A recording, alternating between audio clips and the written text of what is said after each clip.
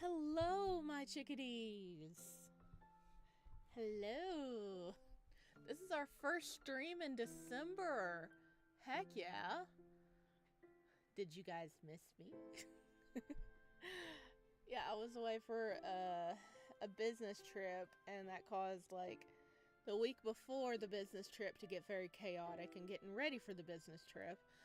And now that it's over, that was my last business trip for the year, so yay! We can get back into our videos. We are going to be jumping back into the Divine Speaker. This is going to be part 4. The other parts are still up on my YouTube channel. So, if you need to catch up, they are all there. Wow, we had a time of it last time. Where did we leave off?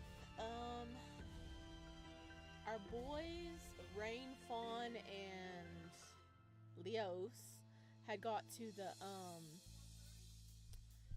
the town that Leos and Fawn didn't think existed, but it does.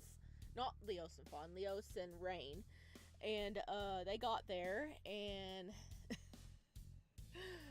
they found a place at a hotel, not a hotel, an inn, that, if they provided entertainment, they'd let them stay for free. But the guy was like, you know what, you brought in so much customers, you only get one room. So, all 3 of the boys had to share one bed. So, yes. That's where we left off at. I think we left off with them, like, going to bed. So, we'll have to see what happens today. And Leos and Fawn are so clueless about, like, relationships, because their cult of a land they grew up in, like, told them nothing.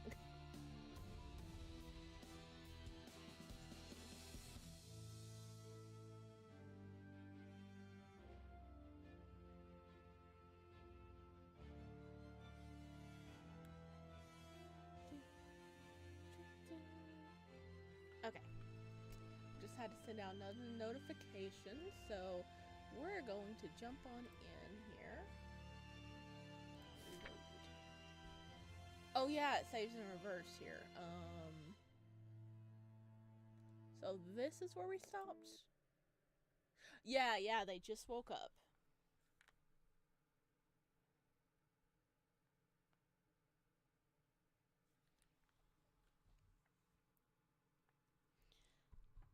Alright.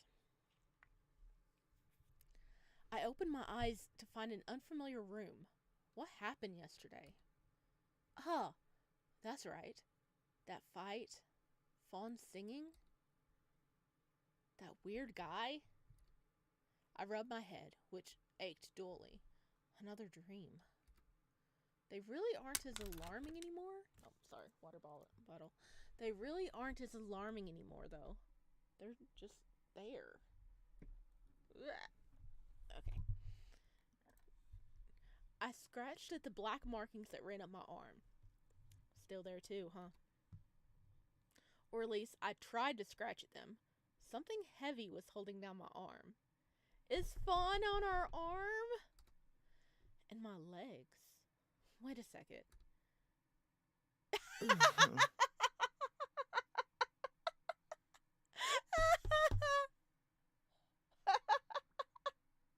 Oh no. Oh, that's adorable. I love how Raen is just like laying normally, and then the other 2 are like all conjoined around cuddling him. Fawn, baby, why are you upside down? Why are you upside down? It's a little bed. How did you turn around that much?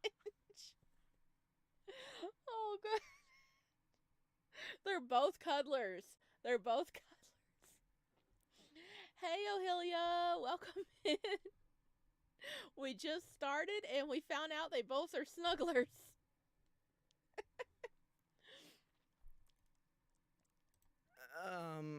Are either of you guys awake?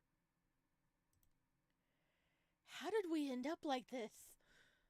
Leos and Fawn were sprawled out over the entire bed, limbs tangled up with mine. The blanket was long gone. Imagine their reactions if they woke up right now.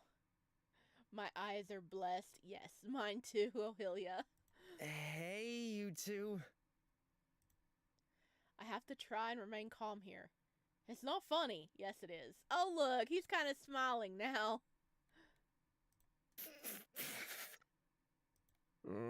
It's too early.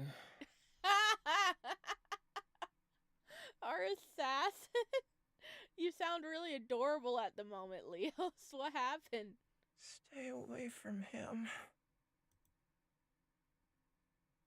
They must still be dreaming.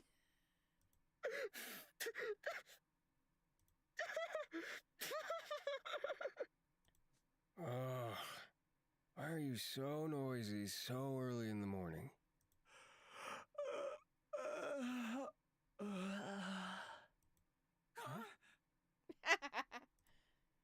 Well, I've done it now. Good morning. I gave them a cheerful smile. This is the reaction I was hoping for. Time to rise and shine, you two. How?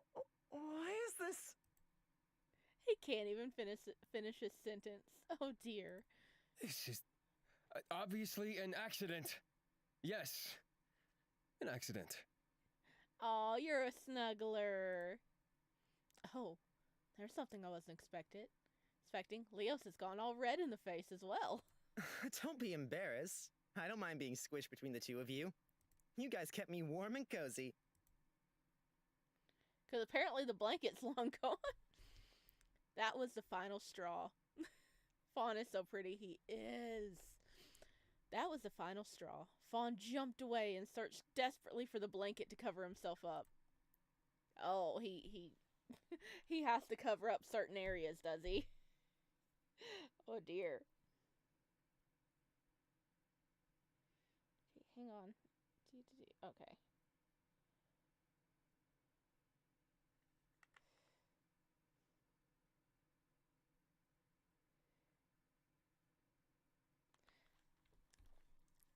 Leo did similar, and grabbed his clothes very quickly. As the two of them scrambled to get dressed, I sat down and thought about the day ahead of us. So, today we're going to find Leos a healer to take a look over him and check out the town. Is that okay with the both of you? Mm-hmm. He still won't look at me. Why bother? I feel fine now. You're still injured. Let's just get them to have a look, just in case. You know, whatever makes you happy. I always forget how tall and lanky Leos is until this. Now that we're all dressed, we head back down the stairs to find the bartender. As we came down the stairs, we were greeted by a delicious smell wafting from behind the bar. Oh, I'm so hungry. Oh, boys!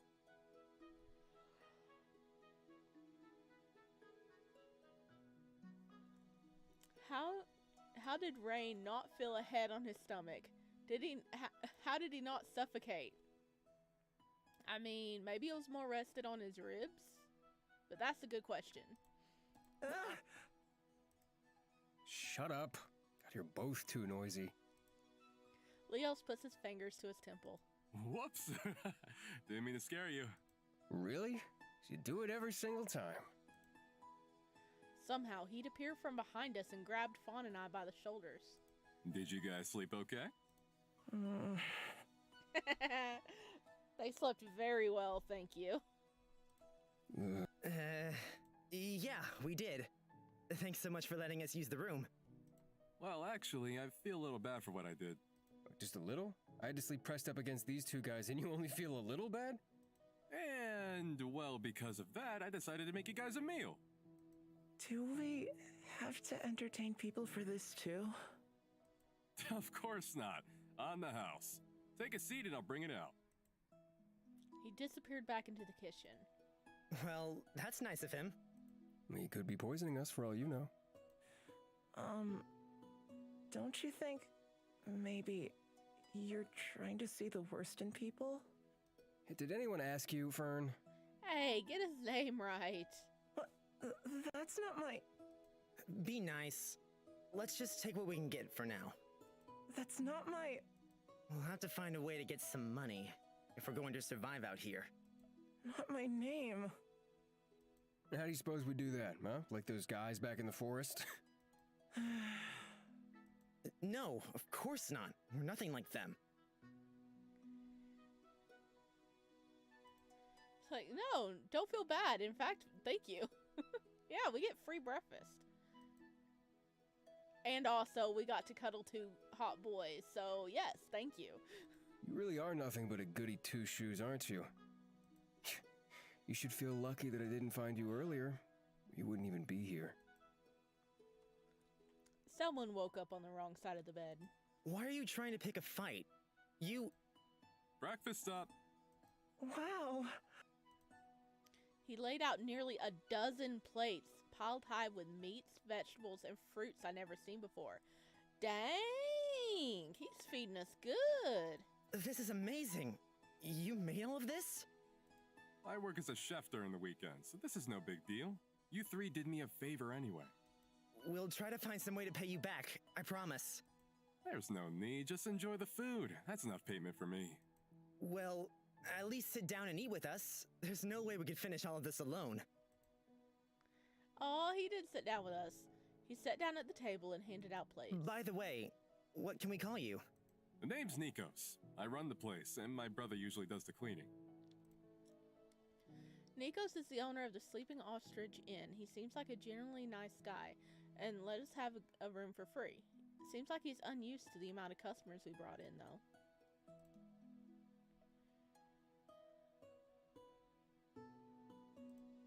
Oh, what you saying over here? Ah! I realize with the pace we're going, the Divine Speaker will have about 30 to 35 parts. Alright. Let's go! Does he really? You were in quite the rush last night. Are you new to town? Yeah, we've been traveling for the past few days. I feel a little bad for taking up one of your rooms, but we really appreciate it. Nonsense. Did you see that crowd? We wouldn't even get that many customers in a month usually. Dang! If you have any questions, feel free to ask. I'm happy to help you guys out. What's with the inn name? What's working like here? How's life in Stagwitch? I have to say, the Sleeping Ostrich is kind of a strange name. What's an ostrich? Funny story. The sleeping ostrich has always been in my family. The first owner, my great-great-grandfather, dreamt of this giant bird with thick legs. And it couldn't even fly. It just kept screaming, "Ostrich! Ostrich!" Thus, the Sleeping Ostrich Inn. Wow, what a hilarious story. Truly, I can't stop laughing. What? I think it's a little funny. It's definitely an interesting name. We all worked on piling up our plates with food. I took a little bit of everything since it all looked so good. Oh, what's this? Dragon fruit. I haven't eaten one in years. Fawn looked like he was in heaven. I guess he's been living by himself, eating dried fruit and nuts all the time. Oh goodness, that boy is in heaven then. Ooh, and this? They call it saro. It's a breakfast soup from my mother's country. What's in it? It's actually not bad. The head, stomach, and feet of a cow. It's great that I can use the parts that I usually throw away.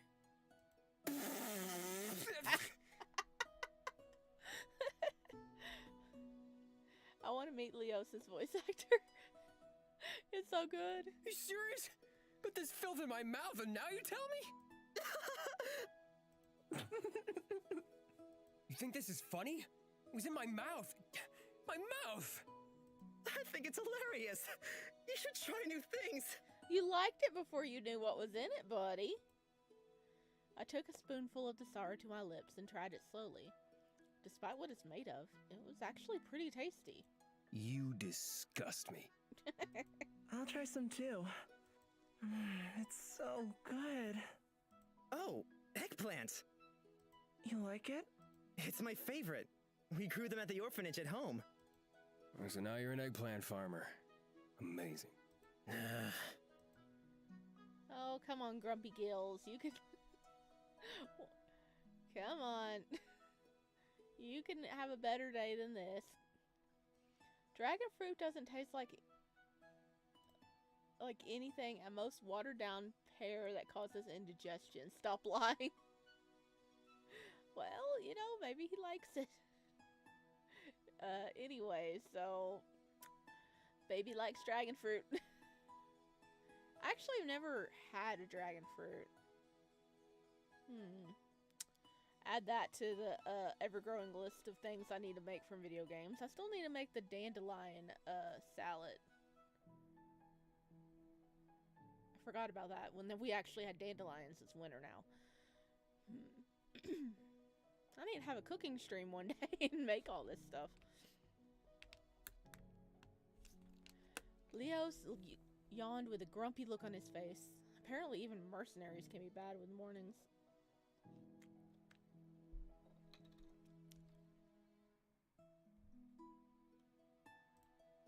Oh, I actually wanted to ask you something. Do you have a healer somewhere in town? We do, on the east side of town. It's not far from here.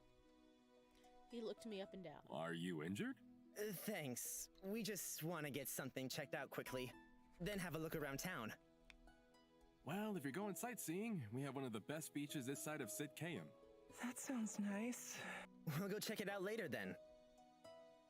By now the plates were wiped clean. I don't think I've ever eaten such a delicious meal. The food you have here, it's much tastier than my hometown. Oh? Where are you from? Aurelia... We're from an island to the north of here. Leos was like, shut up! Really? Haven't met anyone from out that way before.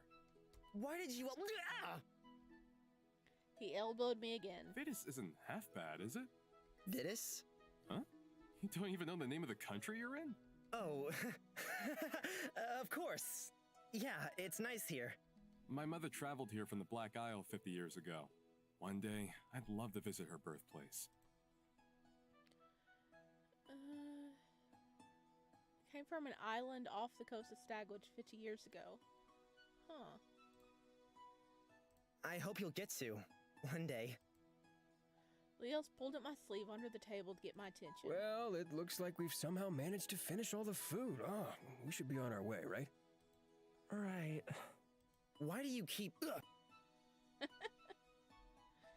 He grabbed me by the ear and pulled me to my feet. See ya! If you three need a place to stay tonight, be sure to come back. What was that about? What do you mean, what was that all about? Yeah, they sent me after you. There's no reason they wouldn't send anyone else. But he was nice. I'm sure telling him. How many times do I have to tell you? You're too damn trusting. You'll get yourself killed if you act like that. But why does it matter where we're from? Do you know how simple it was to find you? How simple it would be if anyone else came here looking for you? You're leaving breadcrumbs that lead right to us. Guys. Then let them come. Showing a little bit of trust in someone isn't a bad thing. You're completely oblivious. How old are you, 10? Probably think everything will be alright if you use the power of friendship and trust. You're a complete narcissist. Just because it's what you think is right doesn't make it so. Guys, people are staring. Well, without this narcissist, you'd be dead in the forest by now. Ooh. You were hired to kill me. You can't brag about that. Guys! Huh? Everyone's watching. Please stop. Oh, sorry, Fawn. Is that him? Hmm? There were people around watching us from the corners of their eyes. I thought it was because of the argument, but... The one with the markings. Are they talking about you? Well, follow me. Leos dragged us out of sight, but within ear range of the gossiping group. Do you think he's cursed? Nobody's ever seen anything like it. Who knows? How could they know about that? I've kept it covered this whole time. Wait, last night, maybe I might have rolled up my sleeves. I didn't even think about it. This is what I was talking about. You're reckless. Okay, there's no hiding that you've been here now. I've never met anyone with such a lack of situational awareness. But they don't sound like they know anything about it.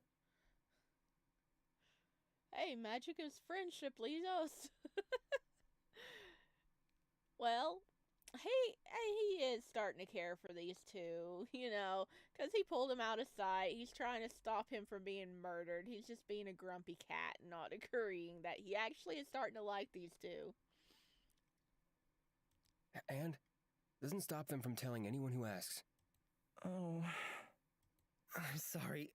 I didn't mean. Does that mean we can't stay in this town that long then?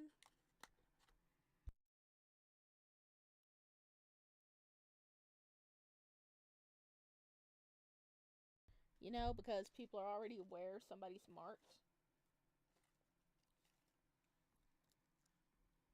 Forget it. Let's just get out of here. Right. We started on our way towards the healer, with a little help from a passerby. Every now and then, somebody would look at me strangely. No. It's a nice day today, huh? You guys are just all fed up, aren't you? Whoa! Oh, hello. It's a little guy. Sorry for that. No, I wasn't watching where I was going. He's smaller than Raen. It's my fault. You're probably right. See ya. What? What do you mean it's probably right? What just happened? That boy was like a hurricane. Why am I always bumping into people? It's your talent. Because you don't watch where you're going. I do. Then you wouldn't be bumping into people. Yeah, and him acting like he doesn't know Fawn's name. He likes him. Yeah, he likes him. He does. He just doesn't want to admit it yet. Whatever. It shouldn't be much farther, so let's just keep going. Hey, it's my favorite voice actor. Oh, he voices the little blonde guy?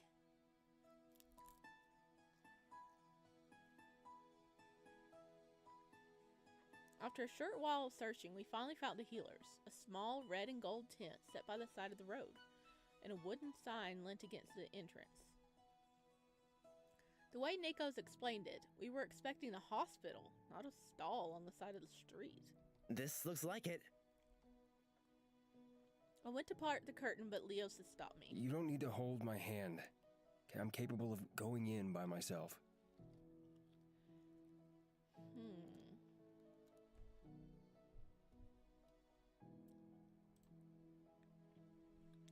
I'll look around with Fawn today then. I should go with Leos. I know we're leaning towards Fawn, but at the same time, it'd be cute to go in with Leos, wouldn't it? What should we do?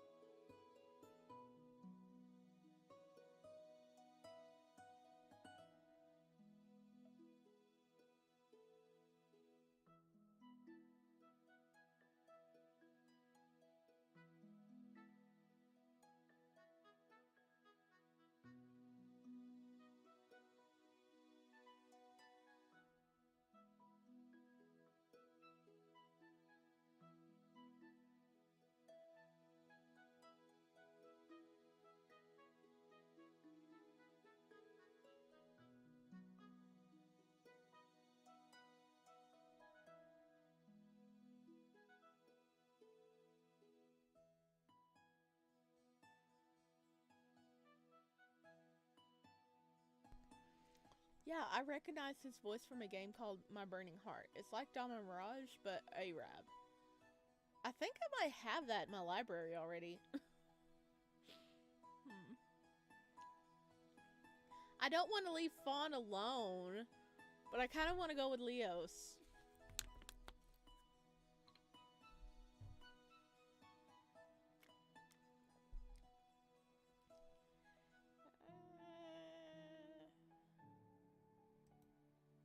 Don't be so self-righteous. I feel awful leaving you here when you could be seriously injured. Let's just go get it checked out, alright? You can't really stop me either. If you say no, I'll still come inside with you. So stubborn. Well, hurry up then. With that, Leos disappeared into the tent, leaving Fawn and I outside. I better join him. I don't trust him to behave and do what he's told unless someone's watching. Okay, that's a good point. Meet back at the inn later? Oh, okay. I'm sorry, Fawn. Don't make me feel bad. It shouldn't take too long. I'll see you soon, Fawn. Yeah. Baby, stop talking like that. You're making me feel bad. Ah! I feel a little bad leaving him behind, but I doubt he'd want to be cooped up in there anyway. I pushed aside the heavy curtain and followed Leosis inside. Just inside the entrance, a young woman sat knelt in front of a large round dish of water. Her fingers danced over the surface. When she noticed Leos, she looked up at him calmly. I quickly caught up with him and listened in on their conversation. Our healers aren't too busy today. If you wait a moment, I'll see if one can see you. Oh, hell yeah. Yeah, you should feel bad. I do feel bad. But I really want to see Leos's, how bad injured he is. Sure. I love sitting around, waiting. She looked me up and down before standing and pushing aside another curtain that led further inside. On the way past, she smiled at me kindly. She quietly said a few words through the drapery before approaching the two of us again. Is this a friend? Friend? No. Acquaintance at most. Even that's a stretch. Oh, be nice. Maybe he's still mad about earlier. I see. I spoke to our lead healer, and she'll be free in a moment. This is a late game. He has plot armor. He's fine. Without a word, Leos turned and sat a distance away from me. I followed along behind him, standing as close as I could get away with. Well, this is awkward. Leos? What now? I'm really sorry about before. I didn't mean to upset. I'm not upset. Okay, I'm annoyed. I just wanted to ask, are you actually stupid? Where on the idiot scale would you put yourself? What? No, Could have fooled me. that's not a very nice thing to say. And I'm not a very nice person. Stop trying to see something that doesn't exist. It does exist. You got it buried down deep. Look, I'm Please, follow me. I'll have to make sure to apologize properly later. It's not like we got along well in the first place, but fighting like this is pointless. For now, I'll just make sure he's alright. I followed behind Leos hesitantly, waiting for him to tell me to tell me to wait here. Let's just get this over with, and then we can figure out our next steps. I don't want to spend any more time here than absolutely necessary. alright. It's hard to read his thoughts. One moment we're fighting, and the next he almost looks like he appreciates me being here. Probably my imagination, but when he stares at me like that, I can feel my cheeks heating up. Kinda weird. We silently followed the healer through another thick curtain. Inside, she knelt down and motioned for us to do the same. It was Leos, right? My name is Oriana, and I lead the other healers here. Uh-huh. Nice to meet you. And is this a partner? Sure, whatever you want. Can you hurry this up? Oh no! She means partner as in romantic partner. They don't know what that means.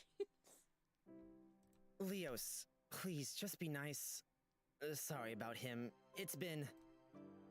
Leos raised his brows at me. It's been a long few days. I'll make this as fast as possible then. So, I heard you had a fall a few days ago. A pain in your ankle and slight dreariness, which you assume came from hitting your head? Leos really is a quick thinker. He must have come up with a fake story on the spot. I suppose telling random people that you lit a house on fire and then exploded wouldn't be a great idea. That's what I said, right? The headaches and the dreariness are gone now. That's good news. If you hit your head, I'd be worried if you were still dizzy. She pulled out various herbal concoctions and handed them to Leos to drink. Without complaint, he took them one after another. She checked his temperature and eyes and rubbed various ointments around his head and throat. The healers here are very different to Aurelia Cavella's, by the looks of it. I'm happy with your condition. Your temperature seems normal, and your eyes don't have any cloudiness to them. I don't think you have anything to be worried about. I'll quickly have a feel of your ankle just to be sure. Put your leg out. Tell me if anything hurts. Leos put his leg out and removed his boot, as he was told. Oriana gently touched his ankles, comparing them to each other. Leos's face kept screwing up in pain, but not enough for her to notice. Girl! Girl, you should be looking at his face. It is painful. He's lying. Huh, how come you're not hesitating to drink the medicine? Exactly, he's just like downing it. So, maybe he's like, okay, I am in pain, I'm just not letting people say it. I'm not gonna say it so people know, but if this helps, just... I noticed, though, watching his face closely. I think he's trying to keep it a secret. Why? Why come to a healer just to be like that? I think it was there. I pointed out the spot that kept making Leos's flinch to her. Leos, well, he looked a little surprised for a moment, but quickly turned his face away from me. Is he embarrassed? Just here. I gently poked his ankle and he sucked in a breath. It hurts, right? No. Liar. Oh, he's blushing now. Look at him. But, I'm glad. Rain's just like, oh, you little stinker. I'm gonna make sure they know which part hurts you. Can you stop being so stubborn for just 1 minute? Exactly. You might think otherwise, but I'm not an idiot. I can see the look on your face. Even if you don't want to admit it, it needs to be checked out. Since you won't help yourself, I'm going to do it for you. And no, you can't stop me. So... I turned back towards Oriana. Please, just check his ankle and we'll be out of your hair. You're very lucky to have this boy, you know. Yeah. Lucky me. He took the rest of his visit seriously, answering questions properly and generally being helpful. It only took a few minutes, and Leos was lacing his boots back up. You got lucky this time. It looks like it's just a strain, so try to rest as much as you can. So, you go to the doctor to get treatment, but are too embarrassed to get treatment. Where's Fawn? I think Fawn is wandering around, but he's cute. It shouldn't take long to heal, but don't put too much pressure on it. She stood up and parted the curtains for us. It was nice to meet the two of you. I don't expect you'll need to come back in, and the first appraisal is free. Good luck with the healing. Thank you, miss. You're very welcome. You look after him and make sure he rests that foot up for me. Of course I will. Hey, look, this is nice and all, but can we leave already? He's like a child sometimes. All right. Goodbye, and thanks again. As we left the tent, Leos nudged my arm. I turned to face him and, glancing between me and the ground, he gently ruffled my hair. Hey, thanks. Aww. But don't ever do that again. What? Patches of pink spread across his cheeks. It's not the first time I've seen him act slightly strange, but it's definitely the most shocking. I didn't do anything special. I just wanted to make sure that you take care of yourself. It's easy to forget yourself when you're busy looking after other people. I'm not looking after you. Yeah, keep lying. You kind of are. You don't have to sound so offended, though. No, I mean, I don't mind. You don't mind? Just stop pushing your luck, okay? I won't always be around to protect you. Why? Where are you going? I don't mean now, idiot, later. Oh. Obviously, he won't be around forever. This was only a short-term arrangement. Still, it hurts a little. I know we didn't have the best introduction, but he's defended me more than once already. I don't expect him to be around me forever, though. Right? That'd be silly. So, why is it a little painful? It does still hurt, right? I pointed to his ankle. A little. I didn't think you'd notice. I'm always watching your face, so I could tell right away. Try to take it easy, okay? And really, I'm sorry for earlier. He stared into my eyes. For once, I couldn't even see a trace of his usual smugness. We should, head back, I think. Yeah. Awkwardly, he removed the hand from the top of my head. Once he wasn't looking, I felt the spot where he was touching only a moment before. It felt warm. It didn't take long for the two of us to reach the end, where we found Fawn sitting alone at a table. The rest of the room was empty. As he approached, he turned to us and smiled. Did it go okay? Do three-way marriages exist? Says Aurelia. Possibly. We don't know the laws of this land, do we? No. I'm dying. Boy, I need you to take care of my kids. What? Don't be an idiot. He's fine. He just has to take it easy for a couple days. Mouse boy, I need you to take care of my kids. What kids? You don't even know how kids are made.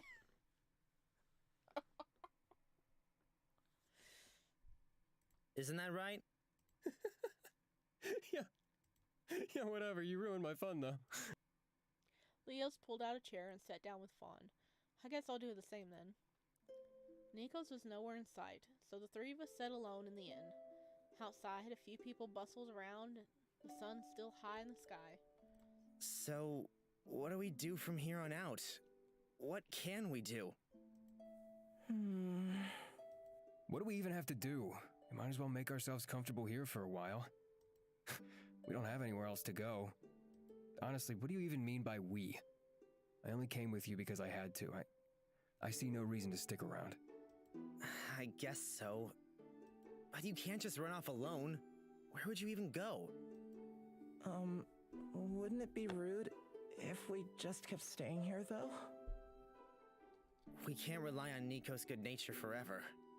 Well, we could keep bringing in the crowds, so we'd be kind of like working here. And what do you suggest? I don't know.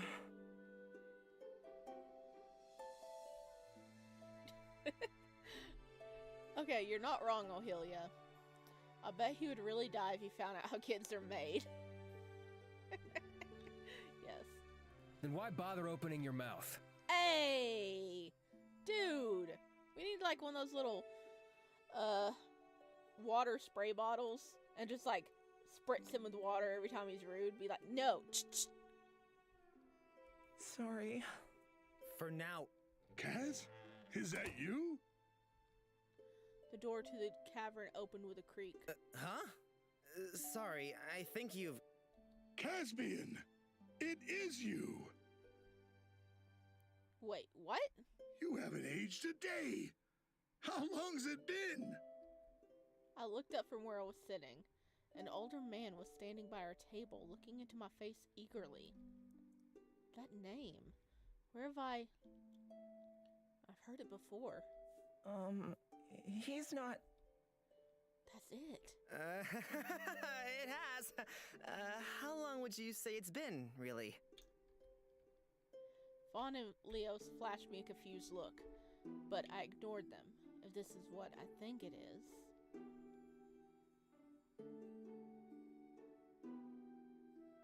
Oh, Rain's dad? Is Caspian Rain's dad? Well, it's been a good 18 or 19 years, surely. What brings you back through these parts? Oh, you know, just a bit of travel. Say, you remember that last time we met? My memory must be giving out on me. Whereabouts was I headed again?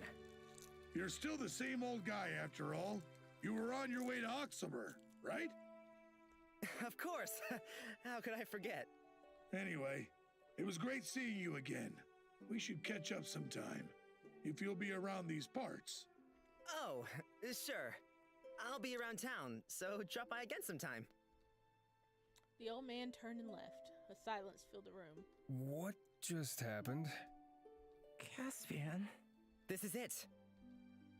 I pulled the book out from my clothes and set it down on the table for everyone to see. He could still be alive. What are you talking about? Slow down and explain yourself. I mentioned it a few days ago, but I never thought to show you the actual book. When I was in the Speaker's archive, I found so many books. I didn't think about it until now, but one was called Sid Kaum. Fawn, you said that's a city out here, right? Why would he own a book like that? Everything inside was scribbled out. Does that mean the Speaker does know something about this place? But more importantly, I found this. Look at this. It matches. I can't read it. The page before, though, I can read. It's some kind of bloodline, which I can only assume is the royal family. Or was. It ends in Prince Caspian, dated 37 years ago. Fawn and Leos leaned in closer to look at the book and listen to my ramblings. I thought that he must be dead because of what Leos told me before. And I was disappointed because it was my only lead. But if he was seen here 18 or 19 years ago, he could still be alive. But he's from Aurelia Cavella too. How would he know to come here? Maybe we weren't the first to leave. Before, you told me that he was assumed dead. Could it be possible that he lived and escaped instead? And came here? The first town outside of the forest? But they told me, it could be possible, yes. I didn't see his body. Didn't see his body. But why did he mistake you for him? I don't know. It has to be your dad. We could look similar, but I'm not sure. He could also just be a delirious old man. 18 to 19 years ago, that was when you were an infant.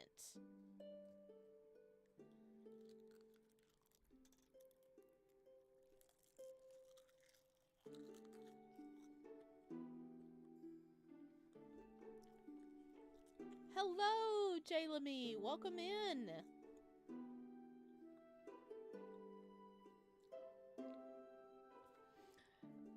Our boys have been exploring the new town.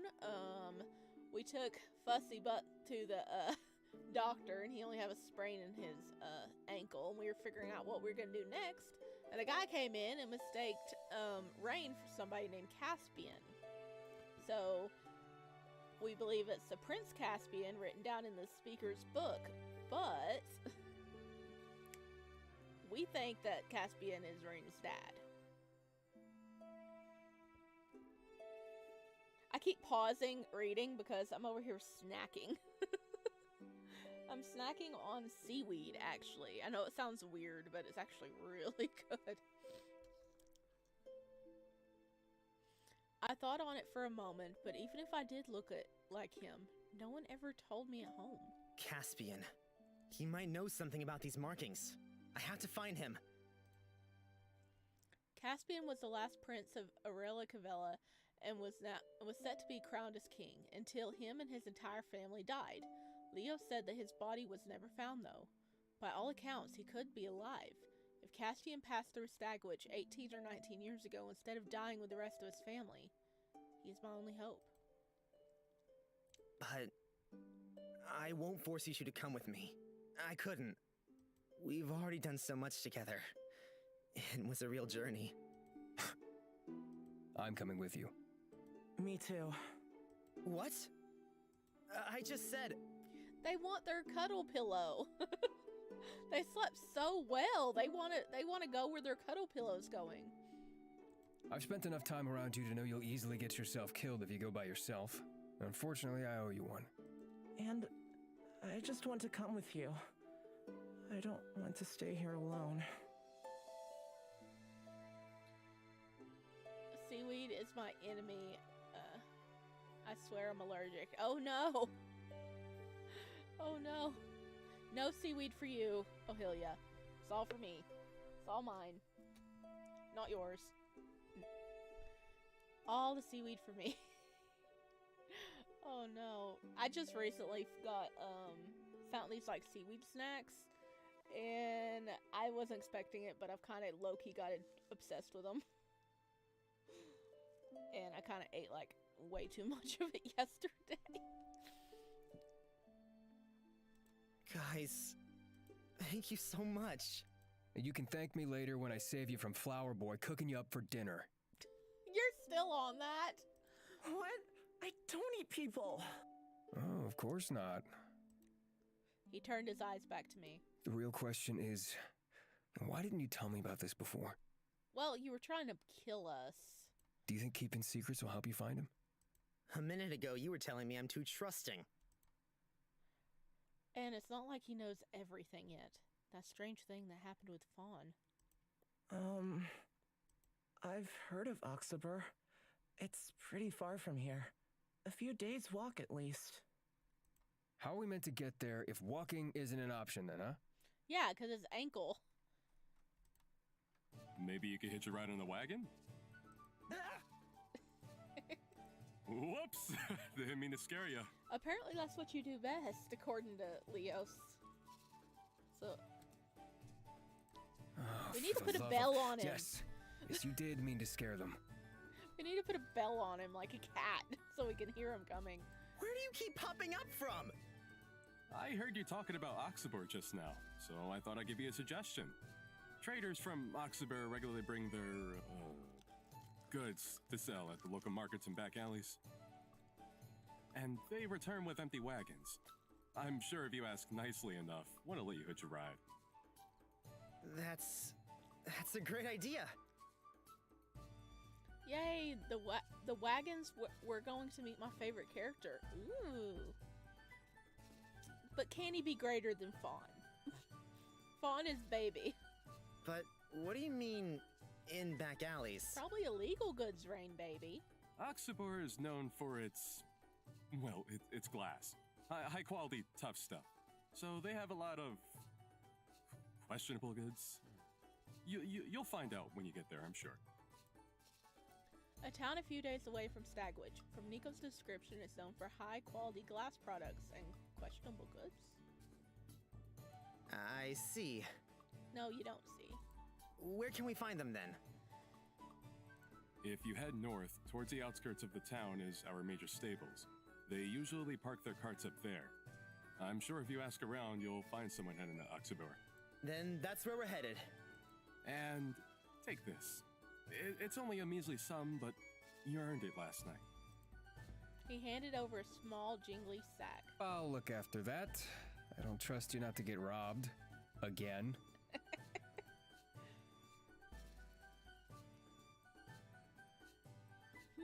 Some fun toys you could use in this game. Oh, that kind of questionable goods. Oh. Leo's plucked the bag out of my hands. Probably for the best. Yeah, I would love to see someone try to rob Leo's. Nikos, thank you. I don't know how, but I'll definitely repay you for this. Sure. Come by someday and perform for me again. Of course. We said our final goodbyes to Nikos. I hope the day comes when I can repay him for this. So, we're gonna go from driver to driver, one at a time, and ask if they'll let 3 guys sit in the back. I guess so? The worst they can do is say no. I don't trust you not to run your mouth again. Let me do the talking. Outside, it was cooling down as the sun starts to set over the horizon. Birds jumped from branch to branch of nearby trees and sung a beautiful song. Reminds me of that strange guy last night and his pet bird. We headed north and eventually came across the village stables. They were filled with dozens of vehicles, from wagons and carts to full-blown carriages.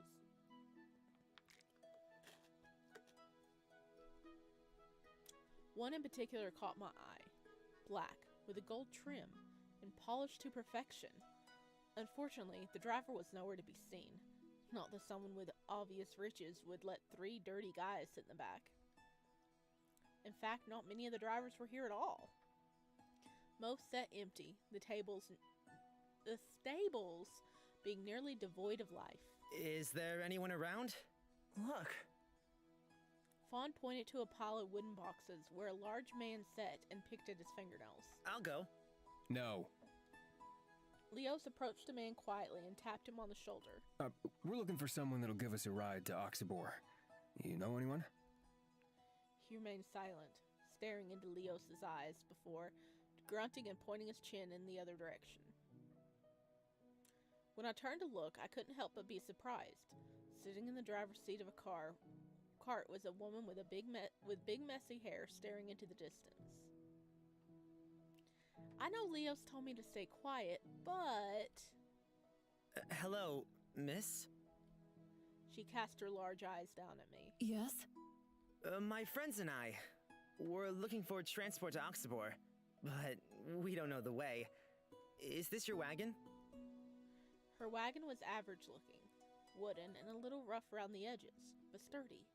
It could easily hold us in the back. To Oxybor? She looked us all up and down before her eyes finally settled on me again. Yes, this is my wagon. Why are you going there? We're looking for someone.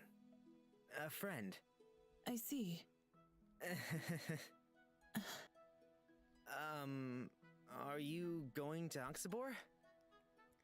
Yay, it's her, my favorite character other than Fawn. Oh, okay, so you like her? Okay. All they have to do is touch his abs and he'll freeze like a twig. Oh, about Leos? Me? Yes? I am. This is going nowhere pretty fast. Miss, would you let us come with you? Didn't I already say yes? No, you didn't. Is this girl some kind of... Thank you. When do you leave? I leave now. Maybe she's just a little shy. Do we just, get on the back? Please. We climbed in the back after her. Oh, it's quite How roomy long does back it here. take to get to Oxybor, miss? She spoke with her back turned to us, moving barrels and crates to make room for us. It's actually quite spacious back here. Half a day. We should be there by sunup tomorrow. Hey, that ain't that long. I see. We can't thank you enough, really. Well, I was on my way back anyway. Why don't we introduce ourselves? Good idea. My name's Raen. You can call me Leos, if you must. I'm fine. Her eyes stuck on Fawn for a moment before she opened her mouth. My name is Lilas. Tell me, where are you from? Lila seems quiet but not shy. More like, she only says things that need to be said. A little aloof, perhaps, but kind enough to offer us a ride to Oxford. Me? Oh, hitch a ride. Hitch a ride with a certain saleswoman. I live by myself. I mean... He lives alone, not far from here. Really? Your face reminds me of a customer of mine. Have you ever been to Cliffspire? Oh no, was that his hometown? No, I mean... Huh? That's a weird reaction. Oh, is that his family? He was fumbling over his words and staring at the ground. That itself isn't much different to usual, but... You must have the wrong guy. He's Aurelian, through and through. Leos's head dropped to his palm. Sorry, Leos. I had to help him somehow. I see. Well, no matter. Tell me more of the friend you're looking for. By now, the sky was slowly darkening, and stars were beginning to peek out above. We're looking for a man named Caspian. He traveled through these parts many years ago. Caspian. I'm afraid I've never heard of him. Oxabor is a small place, so I'm sure you'll find out something. You said you sell stuff, right? Fawn looked towards Leas. So, what exactly do you sell? I sell happiness to every corner and hopefully, one day, beyond. She runs the store in Oxford and regularly travels to sell her wares. When questioned she sells, she responds, happiness. That's a strange description. Happiness? That could be anything. I see. No, you don't see. It's about time we leave then. She climbed up into the driver's seat and took the reins between her slender fingers. She pet the single horse lightly and it neighed at her touch. With only a slight movement, the horse began pulling the cart slowly through the streets. Lanterns inside the house of Stagwitch were slowly coming to life. Nothing beats the atmosphere of a town at night. What's that sound? There we go. He's back. Everything shook as someone catapulted into the back of the wagon. Oh, God. Yo. Yo. Another friend? Nope. We're all the best of friends. Feel free to keep going. As you wish. For fuck's sake, what is it now? Did you not harass us enough yesterday? Hey, I'm just looking for a ride to Oxabor. Surely you have enough room for one more. You're going to Oxford too? What for? Oh, you know, sightseeing. We're travelers. You've never heard of the Oxabor glass blowers? What a pairing. A crazy man and his bird traveling the world together. Oh, you keeping it around in case you get hungry? You know me so well already. You're making me blush. The bird Varus hopped from his head to his shoulder, tweeting along the way. Do I seriously have to sit in an enclosed space with him until tomorrow? God, I think I'd rather walk. More room for me, then. It's fine, Leos. I elbowed him lightly and whispered into his ear. It's just one night. We didn't get much of a chance to talk last night anyway. This is a great opportunity to get to know each other. Then you can start with introducing yourself properly. Didn't you hear? I go by Fox now. He's coming to get her out. Apparently, he was getting jealous. The man's eyes went to his shoulder where his bird pecked him lightly. Quickly, he looked back to me. Actually, I was a little curious. A little birdie told me just the other day Stagwitch was filled with smoke. Apparently, there was a fire in the nearby forest. Did you guys see that? The fire? You could see it from here? Oh? Were you closer to it? Yeah, Leos wrapped his arm around me and covered my mouth. Leos has to try so hard to stop Raen from spilling the beans to everybody. I'm sure a decent group like yourselves wouldn't have had anything to do with it, right? Of course not. He smirked at us. Of course not. You just happened to arrive the next day, right? How did you... I'm glad we managed to hear the walking kaleidoscope sing, at least. Oh, what a voice. The long trip out to Stagwitch was worth it for that alone. The walking kaleidoscope? The bird pecked at him again, and the man glanced back towards it. Is that how it shows affection? Maybe it wants to be a pet. Noticing my gaze, the green-haired man gently ran a single fingertip over the bird's head, and it stopped. You know, I also heard some weird rumors going around town. Someone with a curse appearing in the middle of the night. I doubt that the knowledge level of anyone in Stagwitch is very high, though. They're simple people. Anything slightly strange, they'll call it a curse or a demon. He eyed me up closely. A fire in the middle of a forest and someone with a curse appearing in the small town of Stagwitch. I wonder, could these two things be connected? I don't know why you're asking me. I don't know anything about it. You're lucky you're cute because you're so sus. Oh, don't mind me. I'm just thinking out loud. Uh-huh. Yeah, you already have all the dots connected and you're just teasing them with it now. The guy puts me on edge. He acts friendly, but it's like there's something else he's after, too. It's a little suspicious. Come on, I'm a friend. No need to look so tense. I'm an open book. Ask me any questions you want. There's nothing I don't know. Nothing? I mean, how full of yourself can you get? Funny coming from him. Anyway, this should be a good opportunity. Here we go. What do you know about Oxybird? How did you and Varys meet? Have you ever been in love? How did you and Varys meet? Actually, I was a little curious myself. Your bird was named Varys, right? Where did you find him? Find him? He's the one that found me. Let's be honest. No one could resist my charms. I don't even have to open my mouth to... Ow! Okay. The bird pecked him on the neck, making him jump. All right. I'm partial to a little music myself and play a few instruments. I'd play a few times a week outside, and I noticed a little bluebird would come and listen. One thing led to another, and Varys decided to come with me. Seduced by my music instead of my charm. Seduced?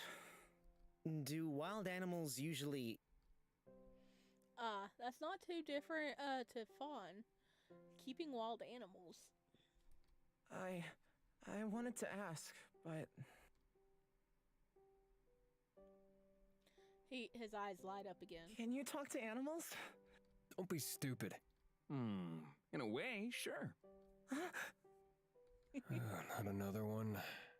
Since you guys asked me 2 questions, it's only fair that I ask another, right? Then my question is, have any of you ever seen a demon? What? A demon.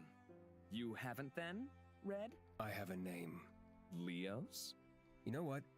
It's actually worse hearing you say my name. What's your answer? I never heard of him. That leaves 1. Me? Fawn's hands balled into fist in his lap. I don't think I mean...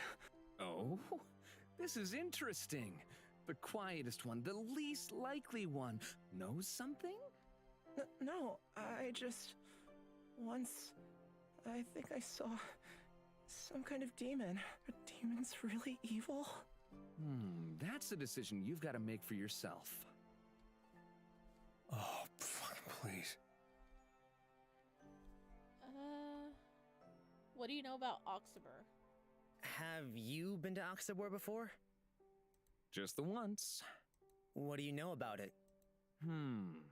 For the last 100 years or so, it's mostly been run by the Murano family. They aren't technically in charge, but they control the glass industry. Everyone else is basically eating out of their hands. The glass industry?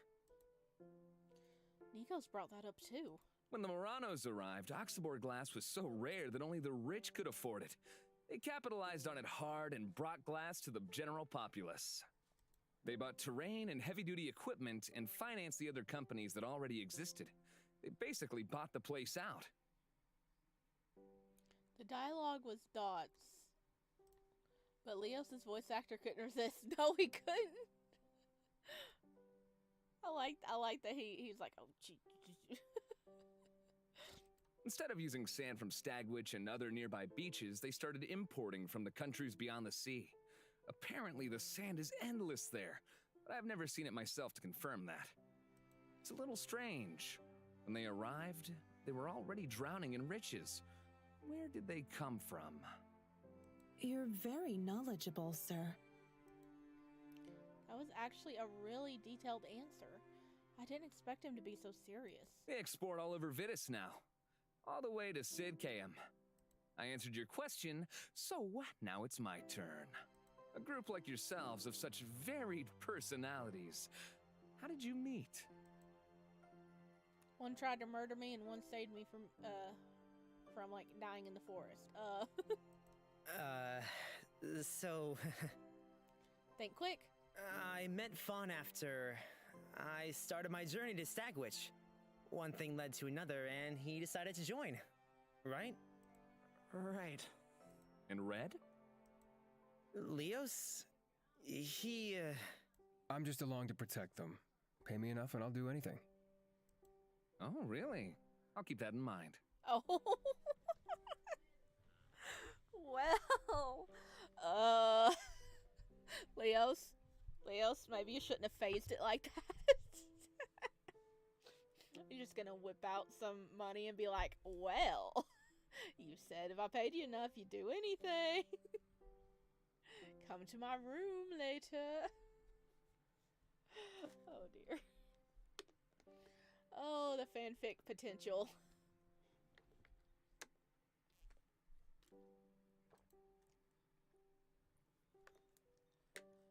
Thinking on the new things I learned lately, there's something I'm curious about. Have you ever been in love? What? This isn't really the time to. Have I ever been in love? Who asks that? A baby that doesn't know what love is. I wanna know what love is. I want you to show me. Of all the questions you could ask someone like me, that's what you want to know? Oh, hell yeah, my mind didn't even go there. Well, I sent it there for you. I shrugged at him. Sorry. I thought you said you'd answer my questions. Was I wrong? I messed around with a few guys when I was younger. Was I in love? Sure. At the time, it felt like it. It felt like it? You tend to get consumed by the other person at the time, but looking back, it was probably just lust or not wanting to be alone. Copyright fail. Yeah, I know. Yeah, but I don't get enough views for it to count, so I'm not really worried.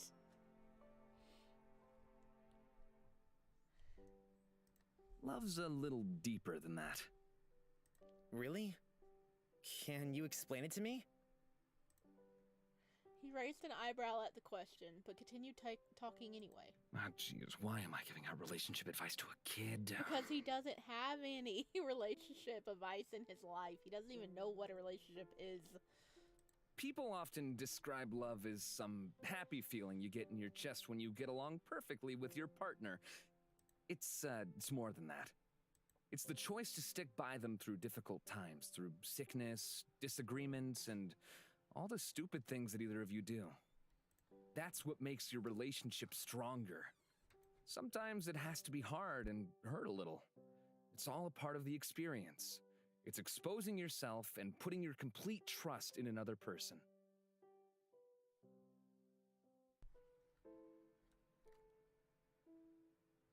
This goes both ways, too. If only one person is putting in the effort, then is that really love anymore?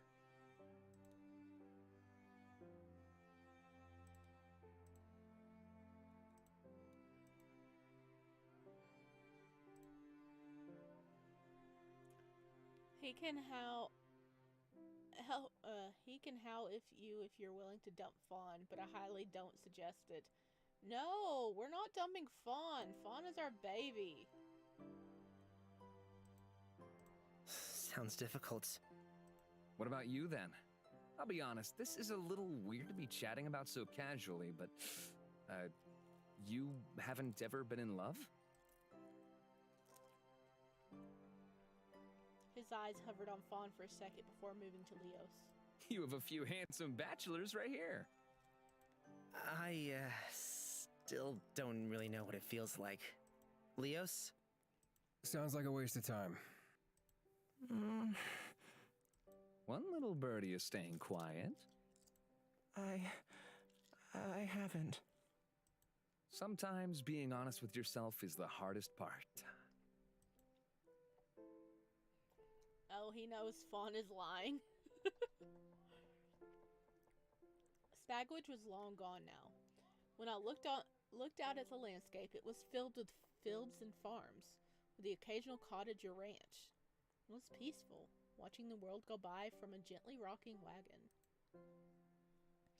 Well, it would have been peaceful, but there was too many noisy people in such a small place for it to be quiet. I have a question. A wide smell. Oh my god. A wide smile spread over his face as he stretched out casually. What were your judgments? Okay, alarm bells are going off now. Wee woo, wee woo, wee woo. He knows. He knows about judgment, so that means he's been to, our cult country. Wee woo, wee woo, wee woo, wee woo. What? You know, your judgments. What do the gods have to say about you three? I looked at Leos, but his eyes looked just as panicked as mine. We, Judgments? What's that?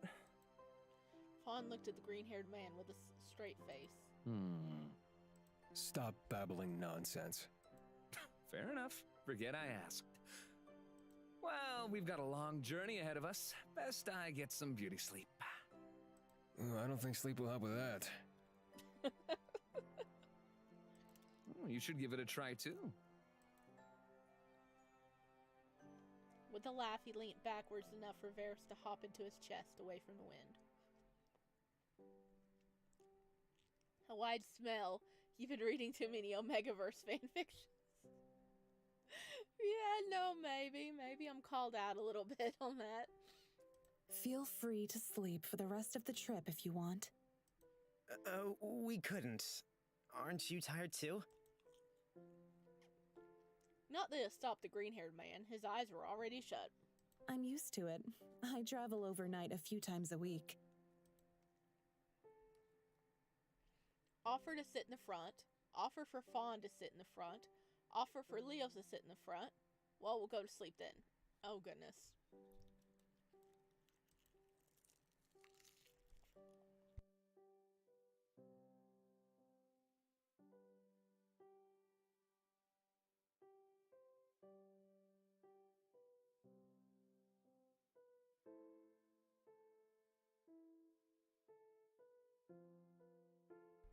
Goodness. Is it waiting for one of them to stay awake and the others to go to sleep? Is that what he's suggesting? Get out of here, Leos. Well, if we do let Leos go to the front, that means we're with Fawn. So...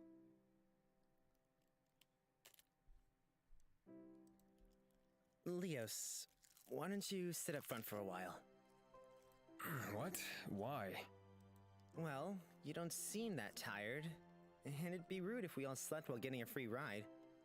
So you're giving me the job of staying awake. Amazing. Your kindness always surprises me.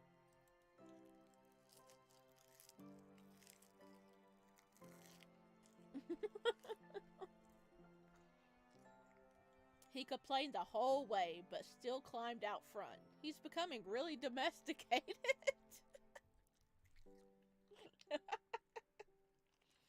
We're taming him. Fawn still looked a little out of it. I didn't want to make a big deal in front of Leos, but maybe he'll talk about it now that we're alone. Hey, Fawn? I kept my voice low so the others wouldn't be able to eavesdrop. Gently, I placed my hand on his arm. Whoa. Are you okay? I'm fine. Clearly not, baby. What's up? You don't seem fine. Did something she said bother you? Or was it something he said? I nodded towards the lightly snoring fox-like man. He's already asleep. What did Lila say? Something about a place called Cliffspire? Was it something about Cliffspire? At my words, his whole body tensed up. Do you know something about it? No, I don't... Yes, you do, No. baby. Okay. I believe you. I rubbed small circles into his back with my fingertips. Something's going on, but this probably isn't the right time to talk about it. With my help, he stopped shaking, but stayed silent. What can I do to help? What will you even do if we find this guy? What will I do? Well, I'll ask him about my markings and Aurelia Cavella. I hope that he knows something. I'll ask how he knew about the outside world, and the speaker knows. I just want to find out some answers. And then, what if he does know? What about after that? It depends on the answers, babe. I haven't thought that far ahead. Will you go back? Stay? I don't know. He gazed out towards the distance, the look in his eyes. It was painful and lonely. Did I say the wrong thing? I won't leave you alone. Did something happen to you before? You look beautiful in the moonlight. Ah! Oh, I'm really leaving towards you. I won't leave you alone, and you look beautiful in the moonlight. Oh, both are so good. I won't leave you alone is cool because it means that we'll stay with him. And that'll be reassuring him in that way. You look beautiful in the moonlight. Will like fluster him a lot. Huh.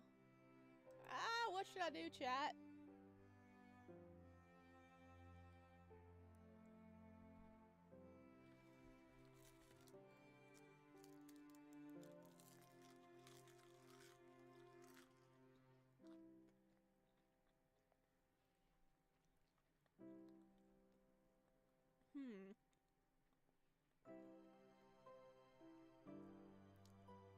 If you want to drop your suggestions in chat, I suggest you do it now.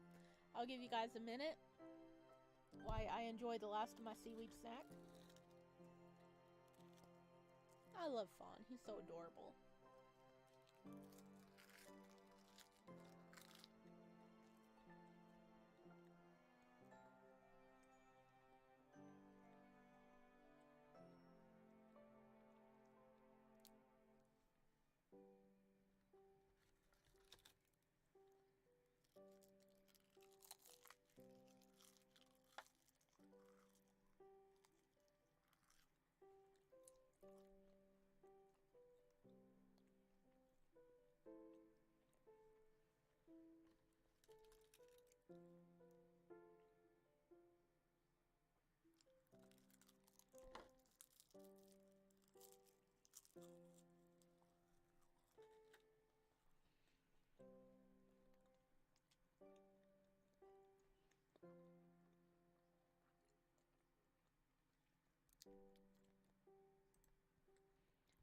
Tell him he's beauty. Fawn, please audition for Snow White. You could revive Disney.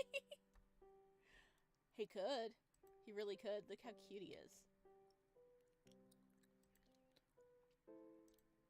Hey, I never got a chance to mention this before, but when the moonlight hits your face and lights it up, it's very beautiful. What? Beautiful? Me? Yes, you are very beautiful, baby. Look how cute and flustered he is. No way. He buried his red face in his hands. That's better than him being sad, at least. No, really. You're gorgeous. You have a serenity like no one else.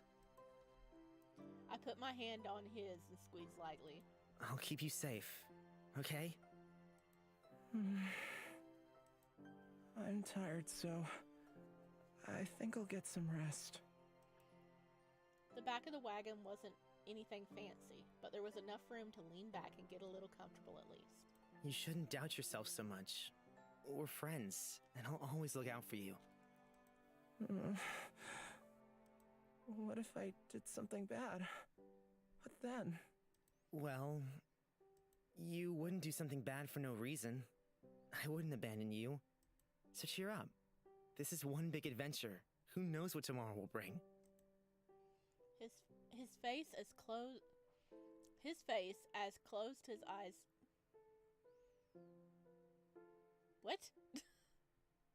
Okay, it's not just my brain, right? Something's wrong about this sentence. Okay, now I get it. His face as he closed his eyes to fall asleep. It wasn't exactly sad or lonely or mad. I think he looked human, vulnerable, but strong as well. I ruffled his soft hair for a moment before closing my eyes as well. Hey, the baby fell asleep. What a day. Time to clean up and go home, I reckon. Lilith listened to this, wondering what happiness she could sell these two. Oh, I'm sure she has something in her bag of tricks. What a day. Okay, we're doing a flashback. Hello? What? Followed. Help us. Freedom. Watching. Did Nikos get killed? Wake up. Hey, Raen. Oi, wake up. I'm awake. I'm awake. It took you long enough. Were you having a nice dream? Not really. Where are we? Oxabor? If you'd woken up any of the other 100 times we tried to wake you, you would have known that already. Dark clouds over the horizon. We reached Oxabor. Sorry. That annoying asshole is already gone.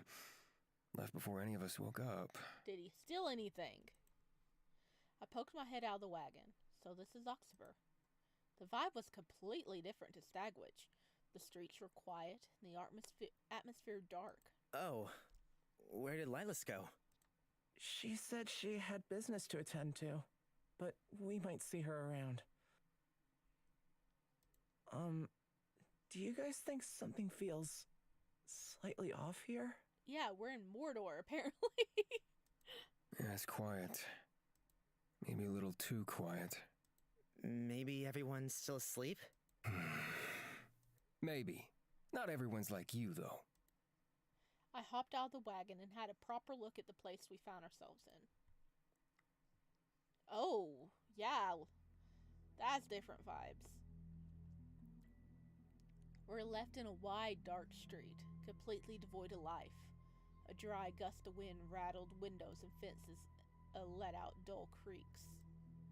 The liveliness of Stagwitch was gone. Well, I'm sure there are nice people as well. Where do we start? We can't just knock on every door and ask. Follow me. How do you know where to go? I don't, but I'm sure we'll get into less trouble following me instead of you. I mean, he's not wrong. Guys, look. In this dreary landscape, Fawn looks like a beacon. Fawn nodded his head to the side a little without making it obvious. When I looked back, I could see eyes. Eyes peering out from windows all around us. Oh, that is not disconcerting. Are they watching us? Yeah, something's definitely going on here. On this way. Oh no, are they gonna, like, sacrifice us? Leos pulled us both by the arms down a little side alley, out of sight from those prying eyes. Why were they watching us like that? I don't know, but something doesn't smell right. I couldn't help but think back to my dream from last night. If only I could remember it properly. What you saying over here? Damn, they're probably the most color these people have ever seen in their life. Yes! Fawn is so bright and colorful. This girl appears in my dream one more time with her BS. I'm drinking caffeine to never fall asleep.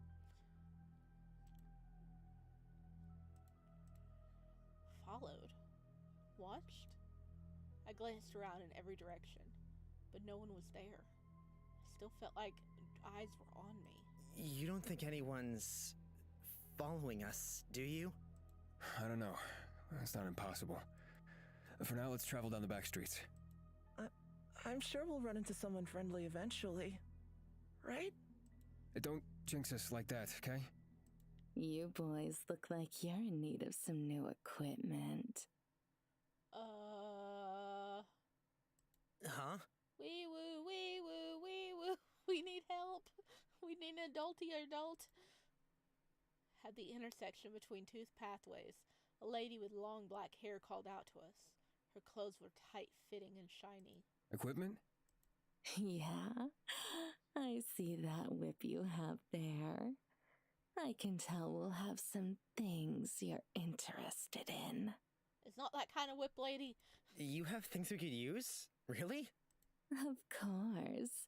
Our store specializes in not only couple toys, but toys for individual use too.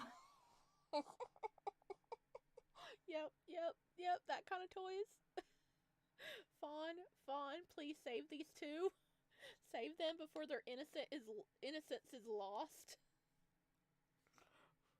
Go, trust me, go. Guys? A 2-person use. Never seen such a thing. 3-person too, if that's what you're into. Whoa. Why don't you come inside and have a look? Rain? No, come on. Could be useful to stock up a little. Oh my god. But... Don't worry, Fawn. I'm sure Leos knows what he's talking about. No, he don't. No, he don't. He don't know. He don't know anything. No, please, this is... Follow me. Oh no, we don't have a choice. Despite Fawn's best efforts to turn us around, we followed the lady down the alleyway and into an unmarked doorway. Stairs led directly down to some kind of basement. Welcome to our love retreat.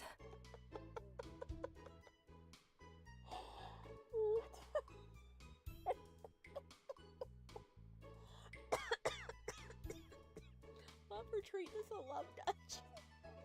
Oh my god. Oh my god. She wasn't lying. There's some whips over there. Oh, there's the whips. Oh god. Yep, there's a couple toys over here. Yep. Oh my god. Fawn's gonna self-combust, guys. The walls were lined with all kinds of things I've never seen before. Ropes, chains, and some strange shaped sculptures. Leos was instantly drawn to a display. Fawn's face flared up and buried himself in itself in his hand. These are perfect.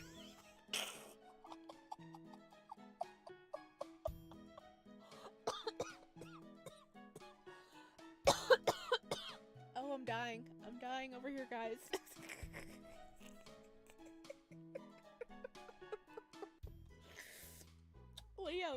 Leos, do you need a demonstration on how they work? So, you're into whips and ropes, eh? Of course. Well, they might not be my weapons of choice, but they're invaluable. The selection at home wasn't nearly this big. Especially if you want to keep your prey from getting away, no? Fawn, don't pass out, please. We need to test the toys. And the whips. They're lightweight, but well made. For only the best of pleasure. I left Leos to browse the whips and wandered around the shop. Towards the back were glass bottles filled with some kind of liquid, and little necklaces and bracelets. Oh, something's wrong with this jewelry. There's no way to do it up. It's just one long line of beads.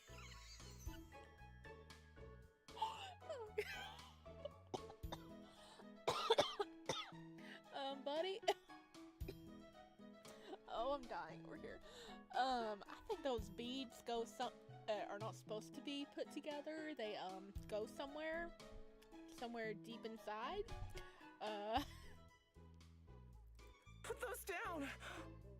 Oh my god, I can't believe we're in here. What's wrong? At least we finally met some friendly people. Fawn, you need to round up your two oblivious boys. You don't understand. This is a sex... Well, I didn't think we'd be meeting again so soon. Welcome. I never got how those things work. How'd you even use them? Well... Oh, Lilas! This is your store? What an amazing coincidence.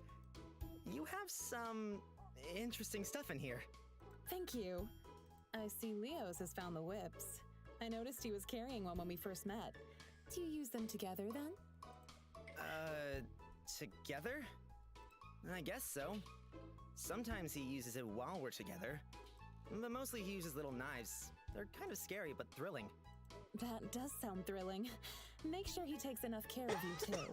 I'm sure you'll both find many things that interest you here. Oh no. This is the store you were talking about. The job you love so much. I should have guessed when you said you sold happiness. Nothing could beat a career bringing pleasure to others. I can spread happiness far and wide, all from my wagon. Oh, look at the stars in her eyes. Leo's returned with an armful of items. What have you got there? I know, a little bit of everything. Most of them seem sturdy, but I'm not sure why she'd try and sell me on the softness. Why would I be careful with anyone I'm tying up? You don't want to have a look around? Oh gosh. Fawn. Fawn, please. Set these boys straight. This is the best thing ever, yes. No, this stuff, it's sex. You know. No, well, we don't know. I might see if I can find anything useful. We're lucky to have some money on us this time.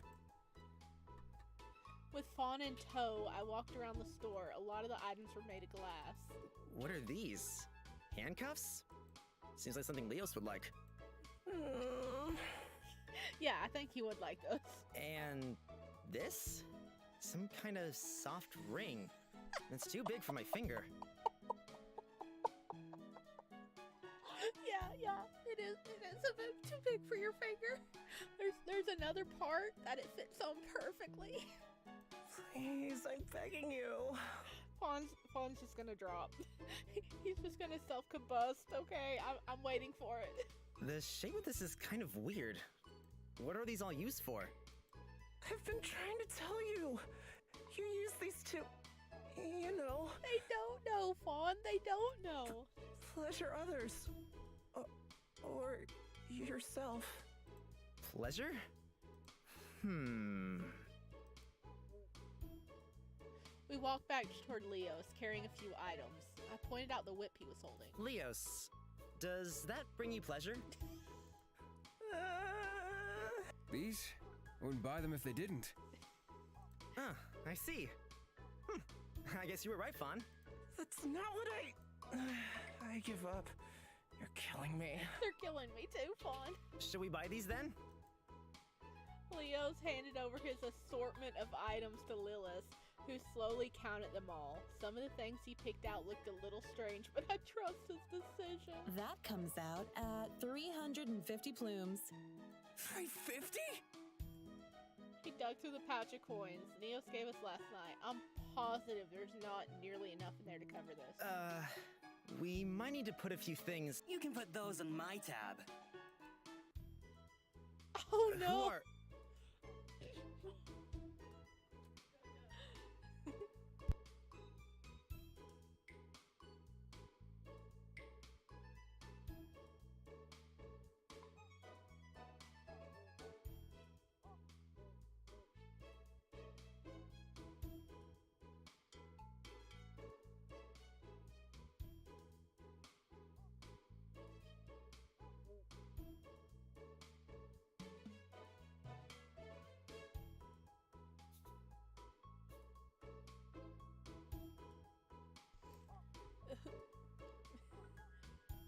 Who are... Wait, we've met before.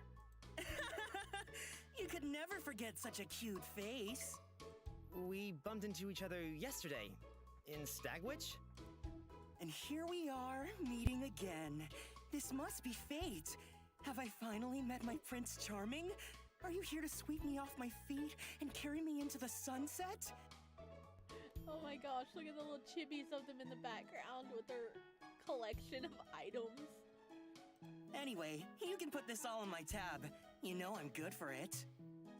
Okay, he really sounds like the Chat Noir voice actor. Why would you do that? Just imagining all the things you could do with this stuff. How could I not help you guys out? I just hope you plan on inviting me. But where are my manners? You can call me Sign. Sign. We ran into a boy who calls himself Sign in Lilith's shop. He seems far too energetic and nosy. Noisy, not nosy. My name's Raen, and this is Fawn and Leos. Meet a flashy man in a CD store. Not only one, but 3 handsome men? This must be my lucky day! So, what do we have here? You must be a tall, naughty, bad boy. And this one is the shy but horny type. And you... How would you describe yourself? Me? Consistent? What a strange response. Out of all the things you could have gone with. Still, consistency is important. Don't you hate when they change it up when the rhythm was just right before? Keep going with what works. I can't unhear it. Chat Noir and Aaron Yeager have been up to other things. Yes, they have. It sounds like Chat Noir. It really does. Oh my gosh. Oh no. This guy clearly knows what the shop's for. You're interesting. I like you. Thank you? It's nice to see some new faces here. What drew you in? You must have heard of the durability of Oxaber glass, right? Oh, I heard a little. I mean, why else would you come all the way out here, right? They make the best toys anywhere. When a guy leaves feeling all good about himself after a bad performance, that's where these come in useful. These guys have one job, and they can't even get that right. What is he blathering on about? I have no clue. Oh, I can't wait until the day that they realize what this stuff really is. It's gonna be golden. It dawned on me that's probably why I like this voice actor. Yeah. All right, I'll add it to your tab, but only because you're such a loyal customer, Sign. You know I wouldn't shop anywhere else. These babies last a lifetime. Babies? What do you mean? These... I've been trying to tell you. They're all sex toys. Sex toys? What? You didn't know? How could you accidentally stumble into an adult shop and not realize after looking around? You know, if you're curious, I'd be happy to show you how they work. I think he really would. He really would. No, I mean, I can explain. Go on then, mouse boy. You use them to make babies. No. You use them to make babies. The toys don't make you make babies. You're gonna confuse them so bad. Well, I don't know about you, but I learn better when I'm shown rather than told. I'm sure Rain's the same. What do you say? It might be a good learning experience. Well, I'm always up for learning something new. No, wait, stop. He doesn't know. That's why I said I'm happy to teach him. Rain's up for it, so why don't you guys sit back and watch? Maybe you'll all learn something new today. This isn't happening. Hold on, I know how babies are made, but I'm confused. Yeah, Fawn, the way Fawn, like, answered it, it made it sound like the toys make you have babies. Don't worry, Fawn. I'm sure it'll be quick. Oh no. Quick? You should know I like to take things nice and slow. Especially with boys like you. Oh, sorry. Go ahead then. Gladly. I assume it's okay for me to use the back room? Of course it is. Though, do make sure to clean up after yourself. Oh, I will. Thanks. Follow me. Oh no! Oh no! Is he gonna be deflowered?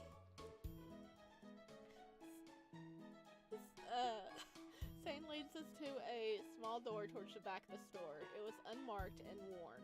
Looks like it could be a storeroom or something similar. Both Fawn and Leos trailed behind as we walked. Fawn looked reluctant to go any farther, while Leos appeared to be intrigued.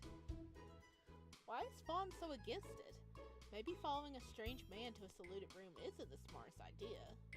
I'm sure it's fine. If anything goes wrong, Leos will be there. All right. In you go. Sign pulled the door and held it open as we shuffled inside. Thanks.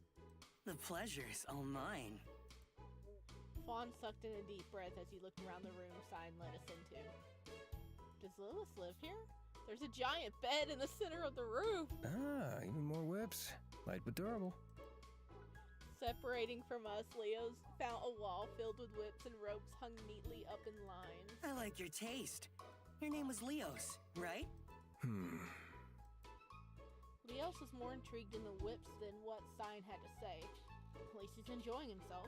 Well, feel free to join us when you're finished then. Now, on to the main event. Lay down right here, cutie. Me? Cutie? Yeah, you. Get that little butt over here. He motioned to the bed in the middle of the room. It feels a little weird to use someone else's bed, but I suppose it's okay. We did get permission to use the room. Just give me 2 seconds then. I took off my shoes and sat down on the edge of the bed. Sign went and grabbed a few things from around the room. Watching him dash around from shelf to shelf, it's like this isn't the first time he's done this. He knows where everything is. Let's do this. A beginner's course in pleasure. Let's take it nice and easy. I'll just need to...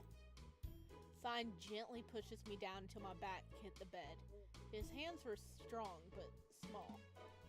Wow, the bed's super comfy. Nice. Leos finished up with whatever he was doing and stood over the bed, interested. In order to get the full experience, I'll just need to pull this up a little bit. Perfect. He pulled my shirt up towards my chin and exposed my entire chest to everyone, all the way up to my collarbones. Okay.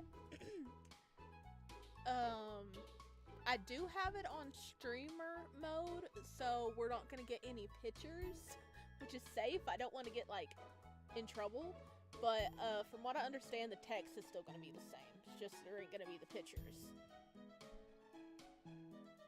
Hold your shirt up. You have beautiful skin. It's so pristine and smooth. I held my shirt up like he asked and watched him as he grabbed a small bottle and flicked open the lid. Thank you. Something about this is kind of embarrassing. Guys, you should really... You need to... This might be a little cold at first, but believe me, it'll heat up in no time. What is it? Oh, so Mr. Sex Appeal is finally interested as well, is he? Mr. What? Just tell me what it is. Well, if you must know, it's a super duper special lotion.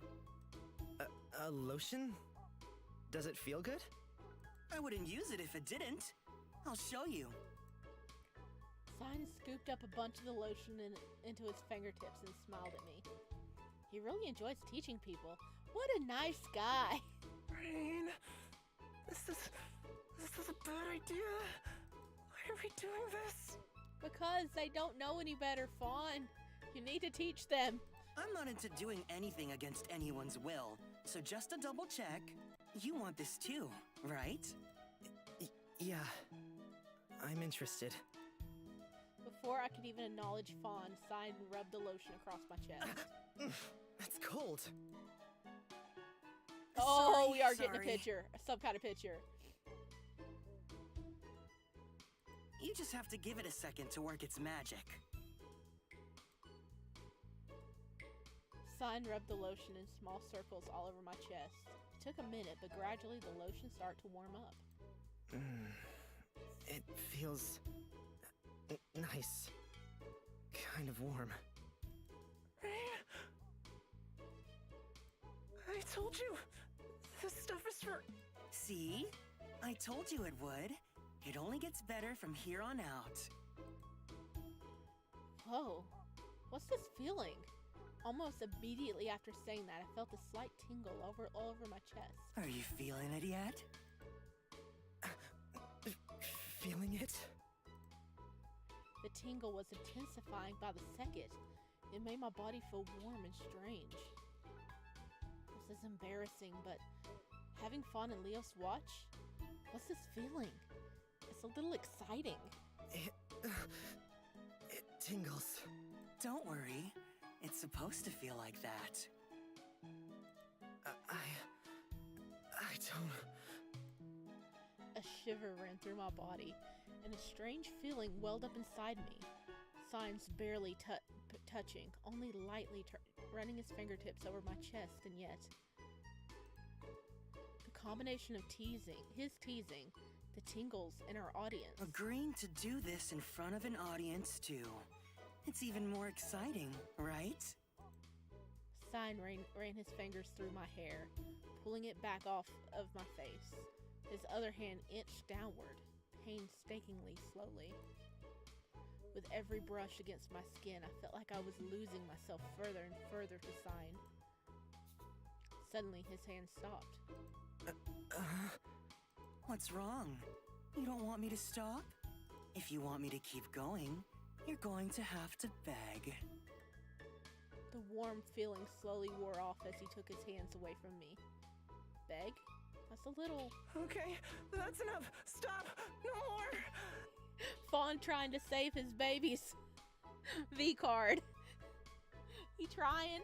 I can't watch this any longer! Fawn's voice pulled me back into reality. His face was red and his hands were clenched into fists at his side. Fawn? Look at these two Omegas. I can't watch this any longer. I won't let anyone else... I mean, you can't let him do this here. Aw, why? We're both enjoying it. Even Leos was enjoying it. Are you sure you're not just jealous? He is jealous. He is very jealous. I'm not stealing your boyfriend, am I? What? No! Leos? He looked away, refusing to make eye contact. Even his face was slightly red. It's not that. They just... I'll explain it to you another time. Please. I can't deal with this any longer. Fawn seemed pretty upset. I should trust in him. I'm sorry, Fawn. No, you don't need to be sorry. I just don't want you to. Let's just go. Fine. I'm sure we'll get the chance to resume another time. It's up to you to keep training him for me then, Fawn. If you don't use your skills, you lose them after all. What? Also, Raen? Yes? That lotion should wear off soon, so don't worry about that. Oh, okay. Thank you. Sign exited first, leaving me quite alone with Leos and Fawn. I rolled my shirt down and quickly put my shoes back on. My chest still tickled a bit, but it wasn't nearly as intense as before. But how does this have anything to do with babies? Oh no. Let's just head back out for now. They were so close to getting a lesson. Oh, Fawn put a stop to it. He protected their innocence. Beginner's course in pleasure. Let Sign give you a special lesson. After I sorted my clothes out, we headed back into the store. Sign was waiting on us there. Don't be so tense. Nothing happened. Just a little lesson. I know. It's just... Never mind. Well, now that's over and done with. I'd like to get one of these whips as well. He'll pay. Seriously? We finished up buying all of Leos's new gear? Leos packed them up neatly and Leos stored what he could away. I glanced at Lilas. I wonder, would she know anything about what's going on? She does live here after all. She must know something. I cleared my throat before tapping her on the shoulder and talking to her quietly. We wanted to ask, is it always this, well, quiet here? When we got here, there was no one outside and we could see people watching us from the windows. Oh, I noticed that too. It's not usually like that here. I thought maybe my dazzling aura might have made people hide away. No, something's been wrong here lately. What do you mean? I'm not really the best person to talk about it, but something sick is going on. People have been going missing. Oh no. I don't know. I shouldn't spread rumors. We're looking for a man that came through here a long time ago. Caspian, right? You mentioned him before. I'm sorry that I've never heard of him. Try asking around a little. I'm sure you'll find someone who knows something. Thank you. I know a lot of people around town.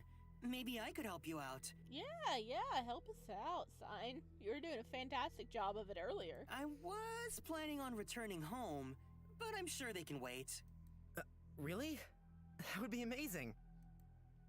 Fawn's face screwed up a little and Leos let out another sigh. What's wrong with getting help? I'm used to Leos being difficult, but Fawn is usually pretty easy to please. How many troublesome people do you have to get involved with? You're really All of inviting them. another pipsqueak along with us? Don't you and Mouseboy already fill that quota? Be nice. It's all right. I know what's happening here. You're just worried I'll take your precious Rain away from you. It's okay to be jealous. What? I am not jealous. Oh, really? Sure, if that's what you think. I don't even like him. I'm only here because I have to be. You're the one that chose to come. You said I'd get myself killed if you left me alone. How romantic! A knight in shining armor. Will you come to my side and protect me too? With your bad boy attitude and your rock hard abs. Oh, I'm in love! No, don't take our boy. Don't take our grumpy cat. He ran his fingertips down Leos's abs and stomach. He didn't look particularly happy about it.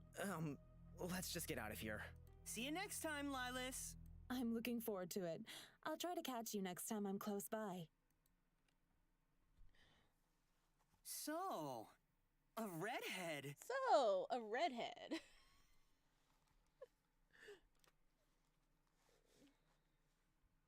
Tell me, do you go faster? What? I hope not. Wait, what does that mean? How can a color go faster? You know, red goes faster. Okay. Anyway, let me get this straight. The tall one's here because he's protecting Rain, but what about you? Me? Yeah, why are you here? He's protecting Rain in other ways. I don't know. I'm not very useful, but... Stop right there! Before you say anything, let me just remind you that none of us would be here if not for you. You saved my life more than once. You led us through the forest into safety. You're the kindest person I've ever met. Aww. I mean that. So stop putting yourself down. Ever since last night, Fawn's been a little off. I don't know if it was something Lila said, but it really set off his self-doubt. Better nip that in the bud. None of us think you're useless. Not even Leos. He's right. Neither of us would have made it this far. He's begrudgingly agreeing. Whoa, an actual compliment? Forget I said it. Thanks, guys. I guess to answer your question, I'm here because I want to be. Seeing him smile again made my heart feel warm. I want him to always be happy. You guys, this is that thing. Huh? The power of friendship. I could cry. I want to be a part of it. Can't I join too? Ugh, it's disgusting. I'll work my way into your heart somehow. Anyway, your name was Fawn, right? What a strange name. Are you some kind of animal boy? I've lived in a forest most of my life. And before then? Isn't it about time for you to answer some questions? All you've done is ask. Why are you here? Me? I'm here for Lilas's shop. I thought that was obvious. The whole trip here, I felt tingly all over with excitement. I see. Then why were you in Stagwitch yesterday? Family business. They send me to boring places to keep me in check. And then you make a detour to the exciting places, right? I was just stopping over here on the way home. Family business? Nothing exciting, I promise. Oh, okay then. What else to ask? So, what do you do? What do? This and that. This and that? Various jobs here and there. Nothing special. I see. For someone so good at talking, he's pretty good at talking around questions too. So you know a lot of people around here? Yep. I try to visit every few months. I don't mind showing you around and introducing you to people. Thank you very much. Really, we appreciate it. Anything for you, cutie? Fawn glanced between Sign and I with obvious disapproval. I wonder if we'll actually be able to find anyone. It sounds easy, but... Well, who knows?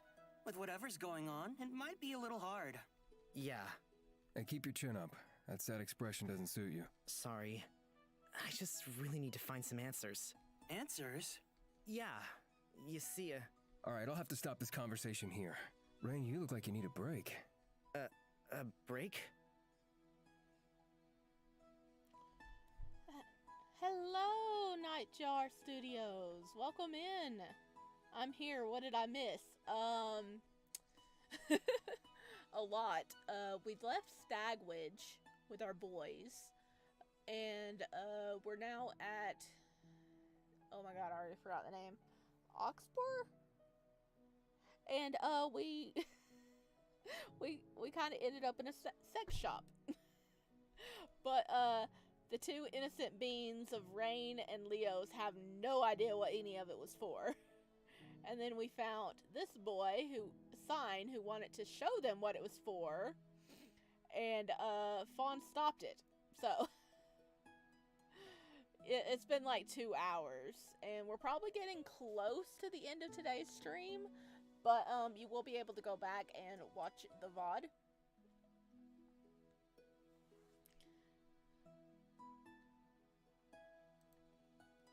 A break from talking before your jaw falls off. Aww, you're no fun. Hey, did I ever say I was? Sorry about him, Sign. He tends to get a little, grouchy sometimes. Seriously? You're apologizing for me to this guy? He's more annoying than that mouse boy. Fawn is not annoying. Time to spray you with a water bottle again. Be nice. What? Oh, please, Speaker, have mercy on my soul and save me from this horrible fate. Let me die peacefully in my sleep and have all this be over. I don't know if I can live another day like this.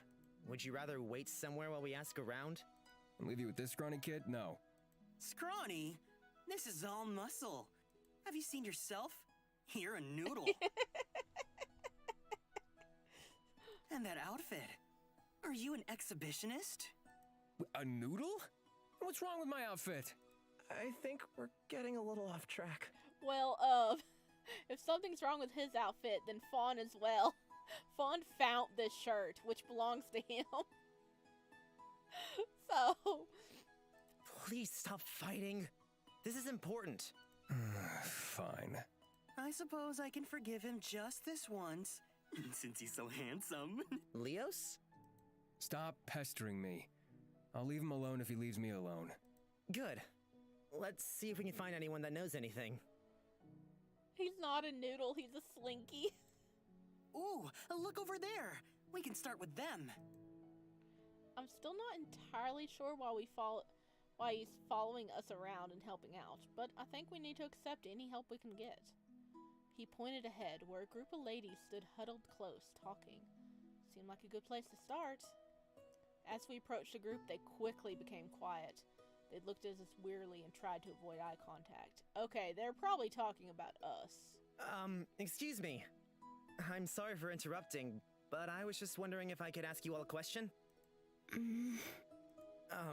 Sorry, I don't mean to intrude or anything. I'm looking for someone, and I was just wondering if you've seen or heard of him at all. Good day, my lovely ladies. Surely you'd be able to answer a few questions for us? We promise not to take up too much of your time. And that one has charisma. The women looked between Sign and I and exchanged a few glances between themselves. Come on, you two. Stop acting so suspicious. We can answer some questions, but no guarantees we'll know the answers. There's strange things happening here. Is it safe to be speaking so openly to strangers?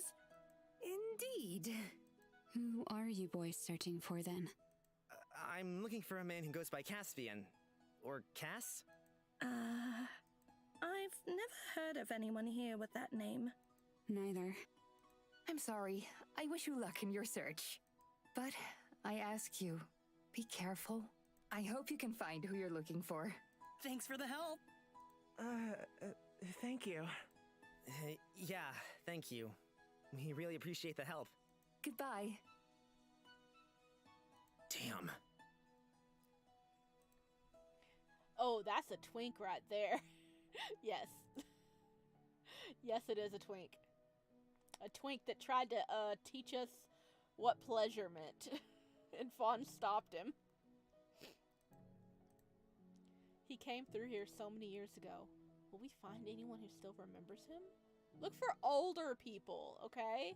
If, you know, he was last seen like 18, 19 years ago. Look for older people, dude. We've only asked a couple of people, so don't be upset.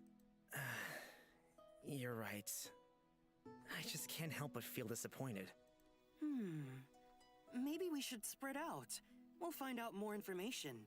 In groups of 2, just in case we get lost. Uh-huh, yeah, you did that on purpose. You want to be with Leos in private, don't you? Poor boy's gonna be traumatized when we get him back. And of course, Rain should come with me. Oh, no, he's going for Rain. What? No, I don't think so. Yeah. Huh? And why not? What do you mean, why not? That's obvious. Because... See? You don't have a reason. Yeah, ask where they keep the ancient people. Maybe Rain could just choose for himself? Isn't it obvious that I have to go with him? Why? What reason do you have? To keep him safe? Are you his bodyguard or something? Why do you care? No, I don't care. Fine, do whatever you want. If you want to run off with this idiot, be my guest.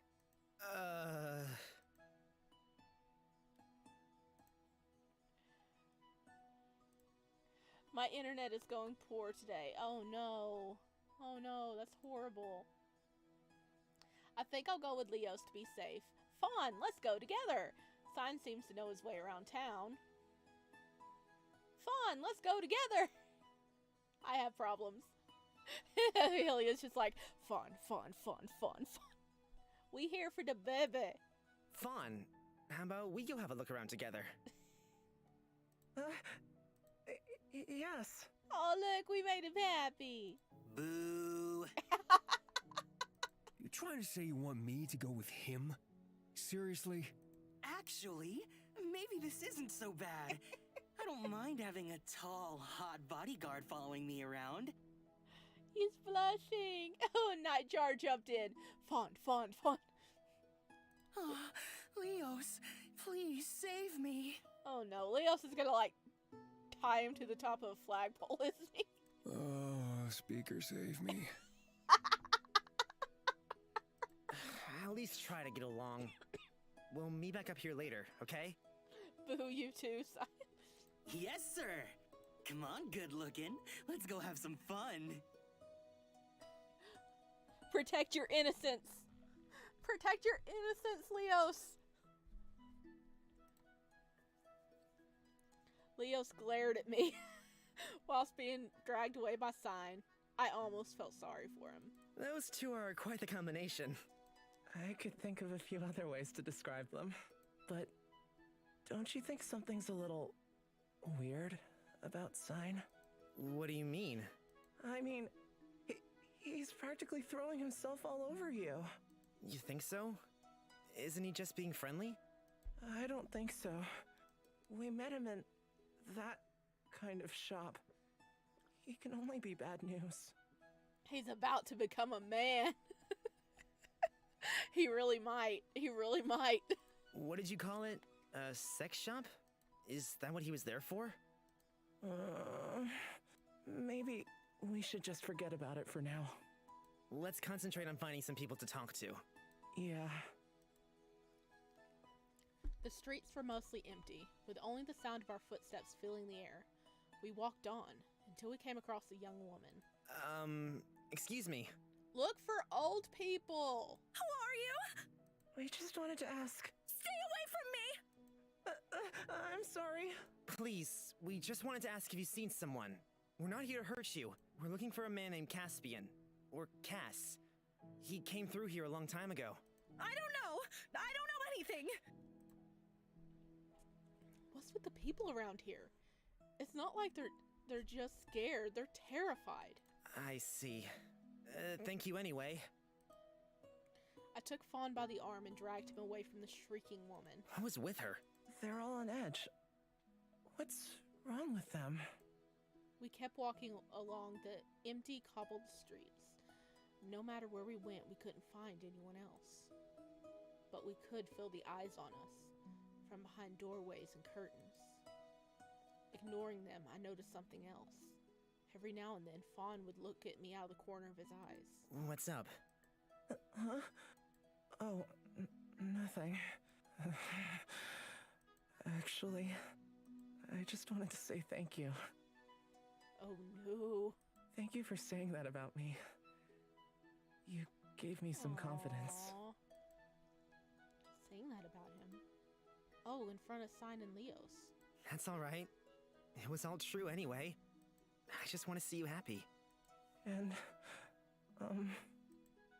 He stopped to think for a moment. He's been doing that less and less lately. He must be getting used to talking to people. It's Leos' problem. Well, Nightjar, you're not wrong. Whatever Leos is doing, he's beyond our reach at the moment. I feel less scared now. When we arrived in Stagwitch, all I wanted to do was run away. I didn't ever think I'd be back around people like this. I thought I'd spend the rest of my life in my treehouse, alone. Aww. I wish it was easier. I know it's hard to understand, but doing all of this is terrifying for me. I feel like at any moment, something could go wrong. But being next to you, I don't feel scared. Oh. Really? My chest felt tight, and I looked away from Fawn's earnest stare. You know, it feels like we've known each other for a lifetime already.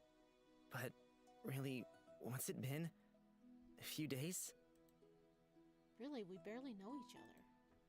But we've already been through so much together. I've never felt this instant connection with anyone else.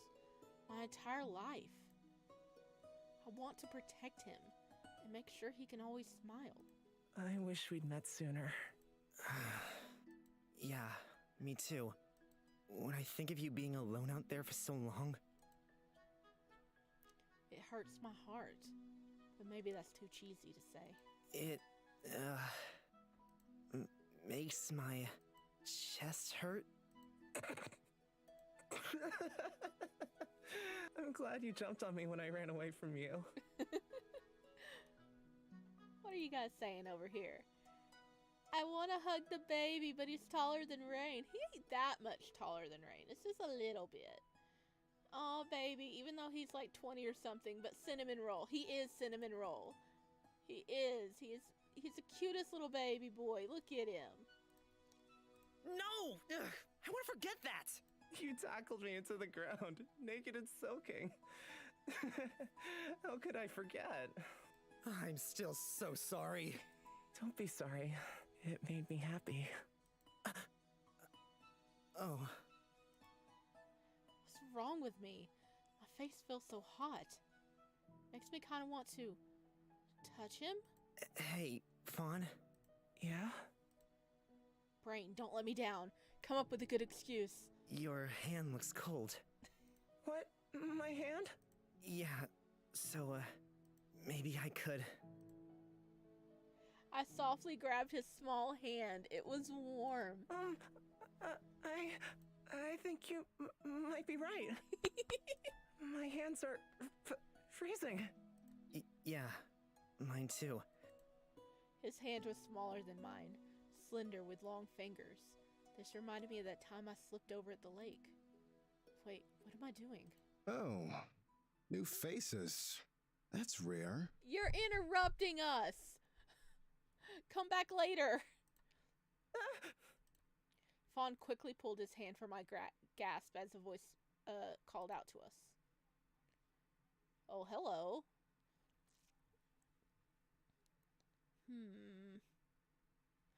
Just ahead was a man with dark hair and glasses, leaning against a wall and watching us.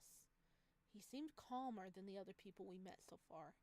He watched us approach with a neutral expression on his face. And those glasses, they looked expensive. I've never seen such a fancy pair. I like his purple eyes, though. Look at them. As we got close, his eyes went wide. What are you doing in Oxaber? We don't tend to get many visitors anymore. He looked me up and down, the same astonished expression on his face. Oh, we're looking for a man that came through here a while ago. His name is Caspian, or Cass for short. Caspian? But you couldn't be. My name's Raen. Oh, and this is Fawn. Raen? I could have sworn you looked just like... Forget it. Wait, you know him? Do you know where he could be? Oh, he does. I know him. Or, well, I knew him. As for where he went... He looked between Fawn and I. I'll tell you. But I need something from you, too. Okay, you can't have the V card, though. It's reserved for, Fawn. What? We can't talk about it now. Meet me back here tonight, after sunset. Oh, that's not shady. He turned around and left nonchalantly. Is this a good idea? Meeting a stranger after dark? Let's bring our pet assassin, okay? I think we'll be okay. What do you mean? Well, anything could happen. And he was a little too calm, don't you think? Why don't we go find Stein and Leos and see if they found out anything? Okay. Let's see. It looks like a typical BDSM top. He got his fashion from Diabolic Lovers. Husband material. Here's my credit card. Tall, dark mystery man with a business suit.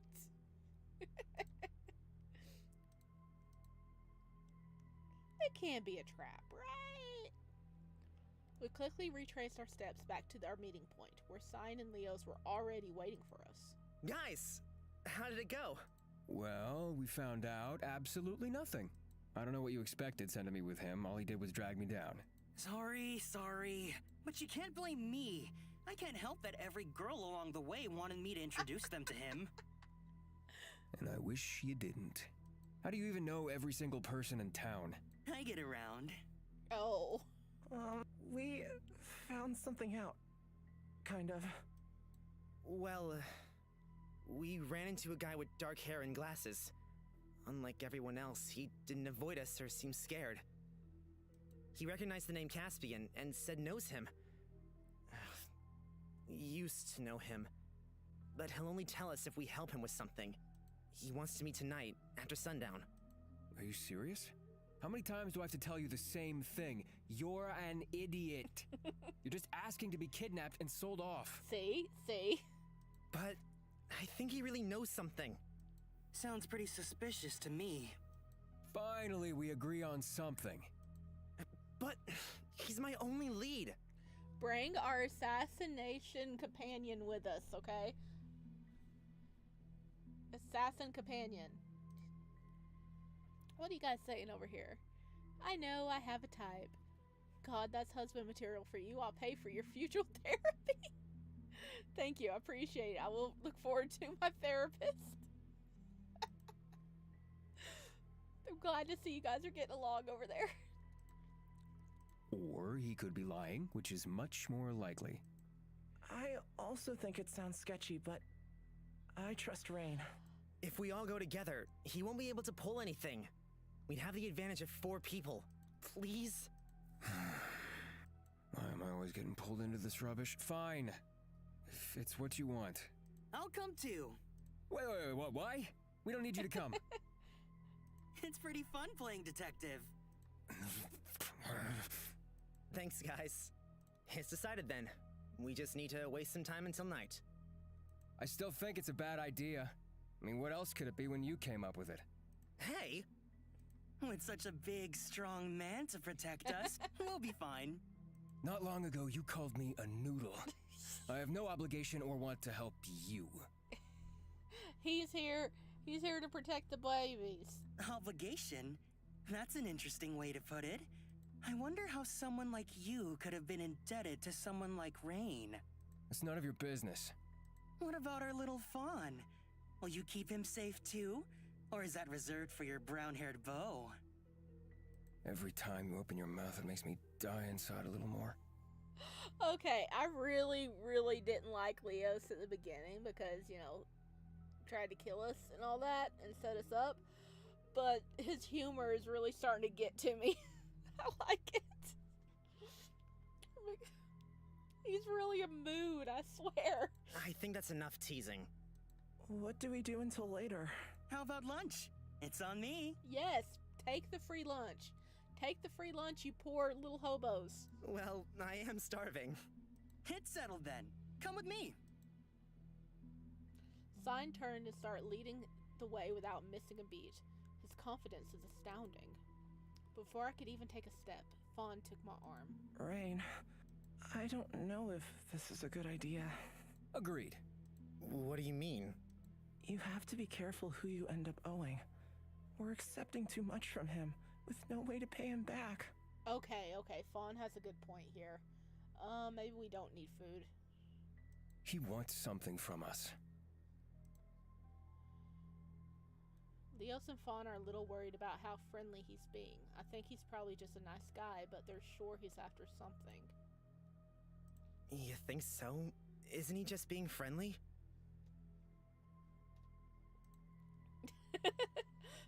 Sir, please, this is a Wendy's. I must ask you to stop flirting with our boys. No, there's something else to him. I think he's a lot smarter than he lets on. Well, I can't help that I'm starving. Aren't you too hungry? Yeah. Come on, slowpokes! I'll starve to death before we get down the street at this rate. We're coming. Let's just go along with him and eat for now. We'll work out what to do about him later. I do think he's just being helpful, though. He's a little strange, but he seems nice enough. He just wants to swipe their cards at the Wendy's drive-thru, though.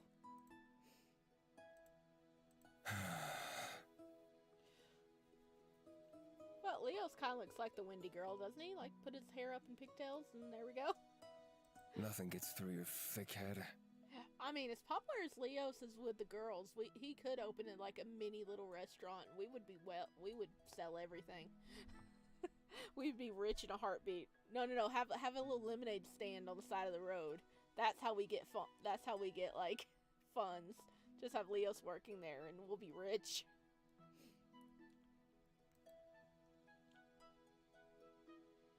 We caught up with Sign and followed him through the streets of Oxford, and I started to notice little details I hadn't caught before. Most of the trees were dead, and there were very little greenery compared to the quaint feel of Stagwich. It was much more industrial looking, colder. We were told it was a haven for glass production. It felt like one giant factory. Where are we going to eat? I'm starving. I know a nice little place. Hopefully they're a little more welcoming than everyone else we've met. That wouldn't be hard. The people here, they're a little less than friendly. We can talk about it over lunch. Hurry up! sign hurried us back out into the main streets. Again, they were empty. It looked so deserted.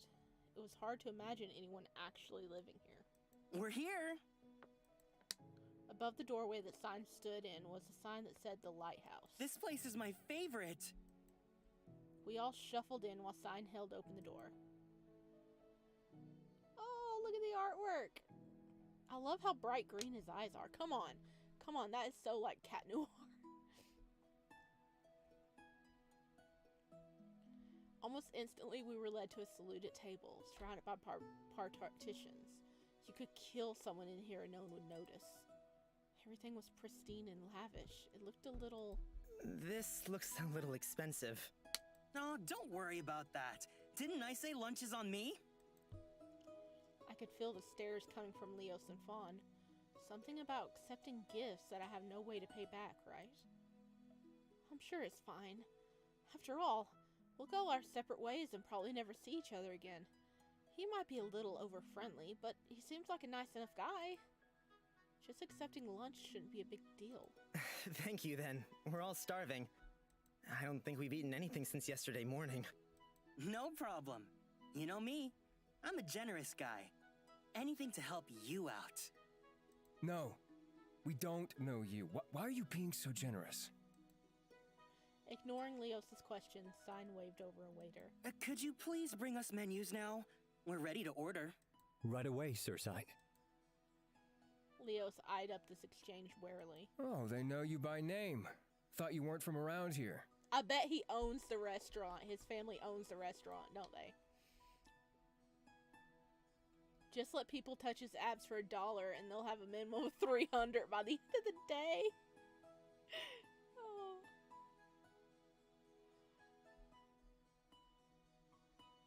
Oh, his eyes. I miss Noor. Yeah, I miss him. Yeah, Noor from Mannequin Academy. I did see that the creators posted not too long ago that they're going to have an update out kind of soon for Mannequin Academy, right? There's going to be another big update. I bet they own the restaurant here. I visit a lot. No, your family owns the restaurants. Your personal menu, sir. Thank you. Feel free to order whatever you want. They handpicked these dishes just for me, after all. I looked over the menu. It almost seemed to be in a foreign language. There wasn't a single thing that I recognized. What is all this?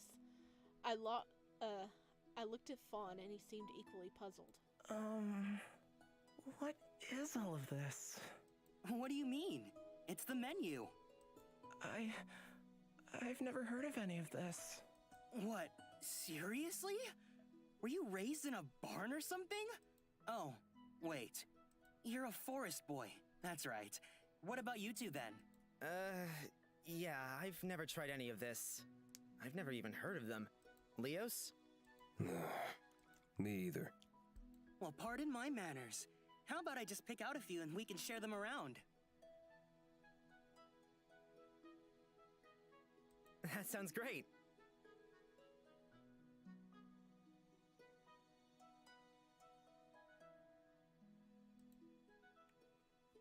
He beckoned the staff over and chose out a few items from the menu for all of us. He definitely does this a lot. He always talks casually, but there's a slight change in his tone when he talks to them. Like there's some hint of authority. And the staff cater to his every whim. This doesn't look like the kind of place you usually share food. In the blink of an eye, numerous dishes were sprawled out across the table. Even Fawn and Leo's eyes went huge, despite being doubtful. Dig in! The situation was similar to yesterday morning, when Neos laid out a feast for us. We loaded up our plates with a little bit of everything. Wait. None of this has cow's feet in it, right? The boy has been traumatized by cow feet. Huh? Ignore him. I ate a few forkfuls of food before turning my attention back to the group. So, I think we should try and compile what we know about this place. Does it matter? In the end, it has nothing to do with us. We'll talk to that guy later, then get out of here. If we have any hope of finding information about Caspian, then it's here. That guy might not even know anything. It's still not our job to go around fixing everyone's problems. Whatever's going on here has nothing to do with us. Still, aren't you even a little bit interested? I know I have to admit, even I'm curious. See? So, what do we know? We know that the town is practically deserted. But rather than deserted, they're all hiding inside. Anyone we've met outside has been terrified. Lilas mentioned something about people going missing, and the town center is somehow involved. I'm here every few months, and it's not usually this bad. I chewed slowly on my food and thought about it. No matter how I turned it around in my head, I couldn't work out what was going on. Yet this restaurant is operating like normal. Maybe the waiter would know something? Waiter? In an instant, he was at Sign's side. Service is impeccable. You must know. What's going on around town? Why is everyone so quiet? He looked away with a frightened expression on his face. I'm not sure I can. I shouldn't talk about it, but masses of people have been going missing. Masses? Where could masses of people be going? We have no clue, but some of them. Some of their bodies have been turning up all around town as if they were on display. Well, what was left of their bodies, anyway. I'm sorry, I can't say any more. Nonsense. You told us enough. Thank you. Signs sipped a few coins into his hand, and he left after thanking him profusely. No. Oh, you're gonna, Oh, thank you, Aurelia. You're gonna, like, wait and watch the playthrough with me instead of playing ahead? Oh, that's really nice.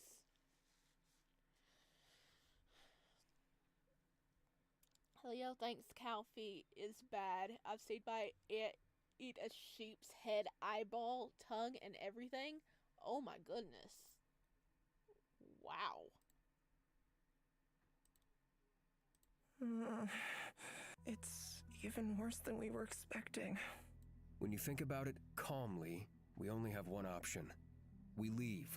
There is no point in risking our lives unnecessarily. It's not unnecessary. I need to find him. Well, you need to be alive, too.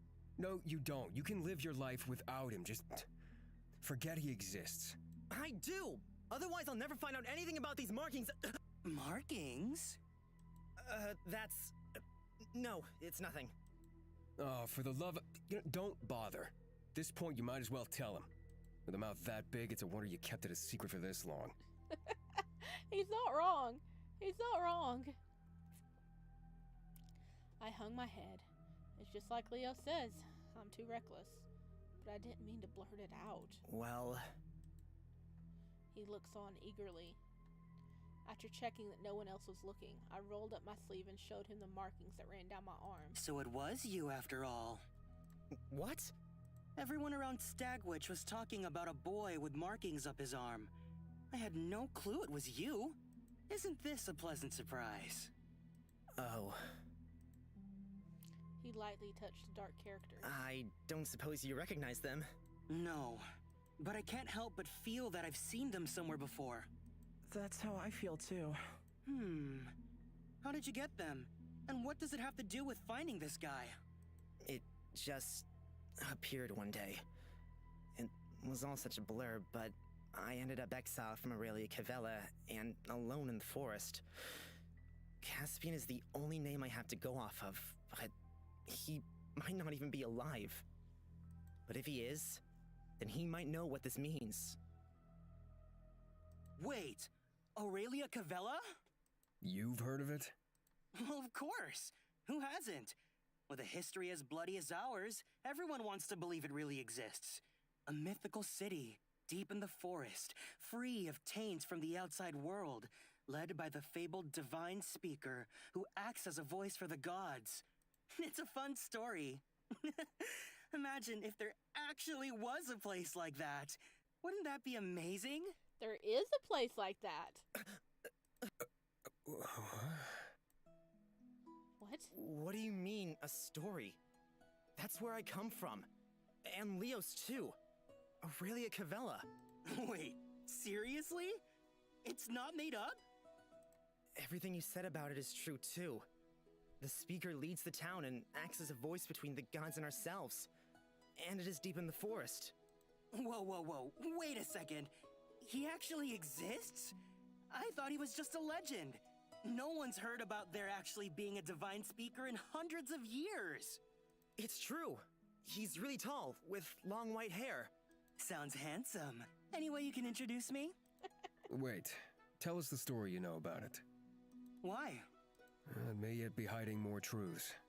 Well, if you really want to know, I guess I can tell you. It's a long one, and it isn't pretty. At least some of it is a true story, up until a point, but the rest of it was shrouded in mystery. Or so I thought, anyway.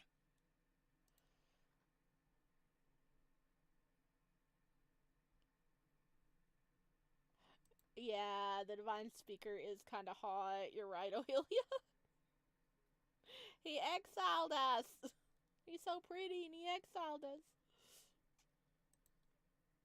Over 500 years ago, Sid Cain was ruled both by the king and by the divine speaker. The two would work together, with equal rights to rule over the land.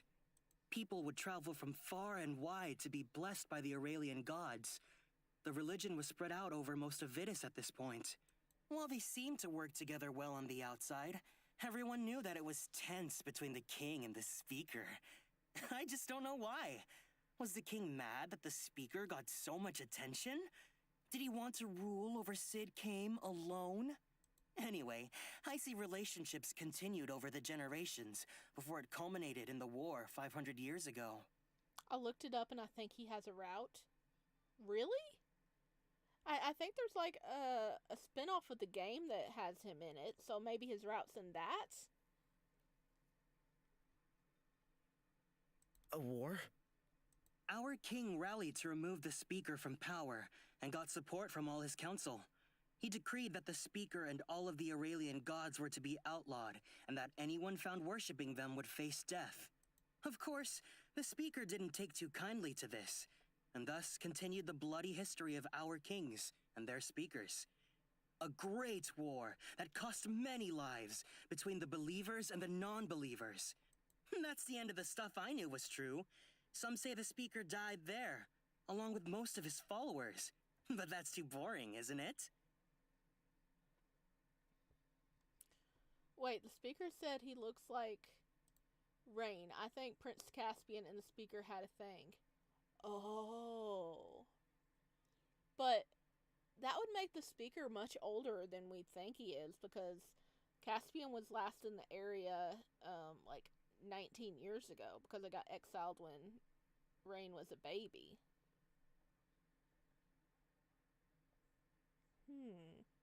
He definitely have seen him before. Others say that Prince Xion, one of the twin princes who disagreed with his father and brother, left with the speaker and their followers, and formed a city of their own, Aurelia Cavella.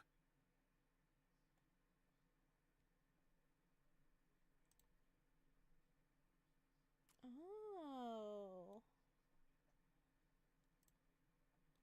I always thought that sounded a little too romantic, but who knows? No way. Oh, wow. What? Prince Xion of Sid Cain, of course. He was in our records as the founder of Aurelia Cavella 500 years ago. At the time, I thought that was strange. If we're the only civilization, then why did it only start then? Does that mean they've just been hiding it from us? Does the speaker secretly know? Is he really lying to us? I don't know anymore. We have no king in Aurelia Cavella anymore. The royal family died. History really does repeat itself. Maybe kings and speakers are always destined to fight. Are you saying that speaker could have been the one to kill them? Who knows? I'm just saying it's a possibility. I don't know anything. I don't know if I should say this, but Caspian was the last prince of Aurelia Cavella. Apparently he never took up the crown and died with his family, but It looks like he might have escaped. That's why we're searching so desperately. Could the speaker know about this? Did he know Caspian? Sign finished up the last forkful of food on his plate and turned to look at me. Why don't we talk more outside? Okay. He held the waiter and discreetly handed him money. This wasn't a cheap meal. Here's a tip just for you, handsome. Thank you, sir. The food was delicious, but I couldn't help but be left with a sour taste in my mouth. What's he saying over here, guys? Or maybe he doesn't like to keep on the facade the divine speaker was sewing. Since when do love interests age? I think Raen is the newest prince. I am personally thinking he's the prince too. And maybe that mark is the mark on the royalties only.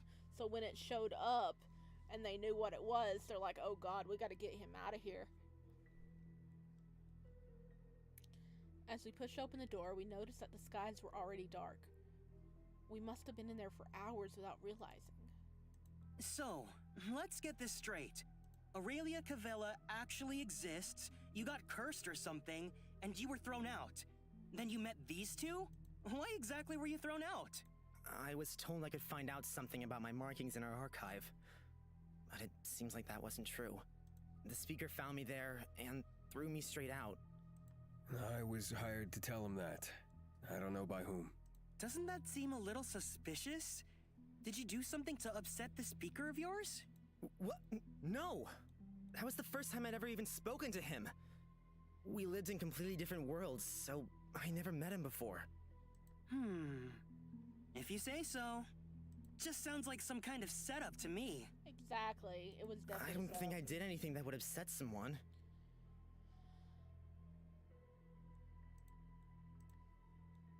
Well, since you're blabbing about everything, you should also mention that I was sent to kill you.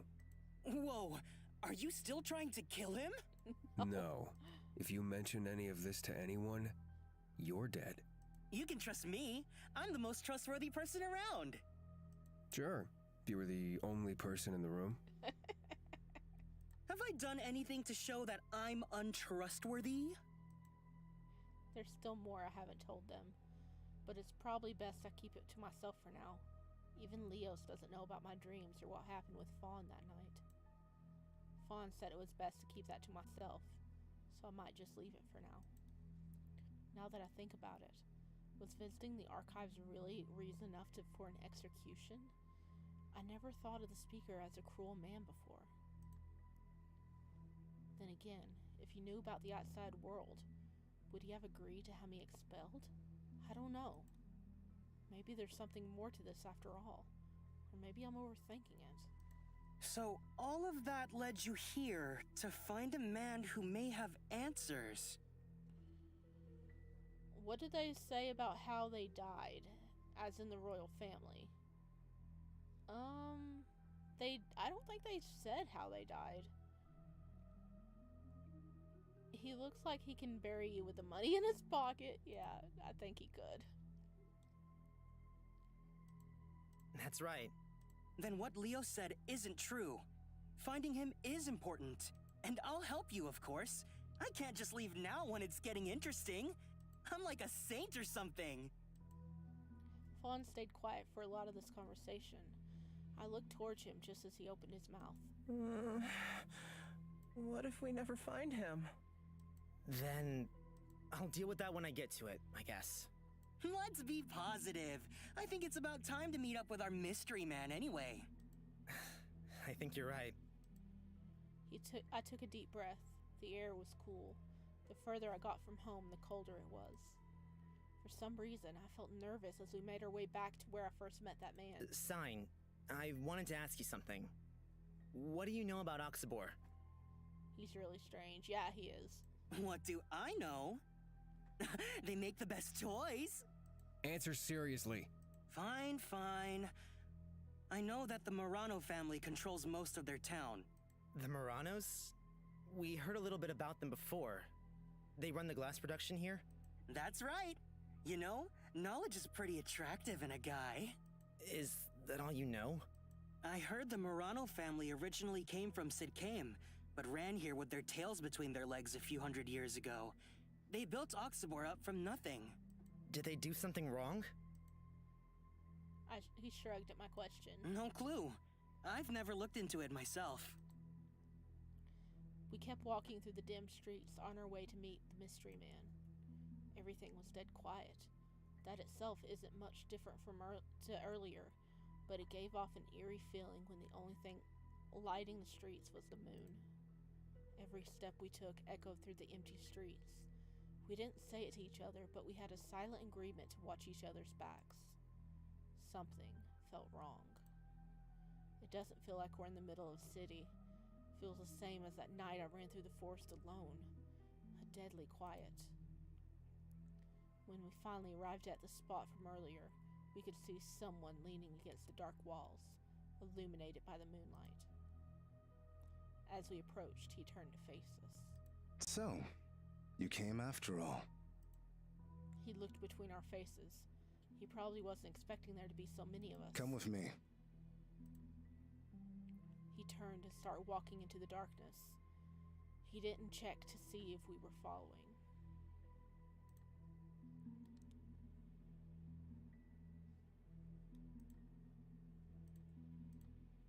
I took a deep breath.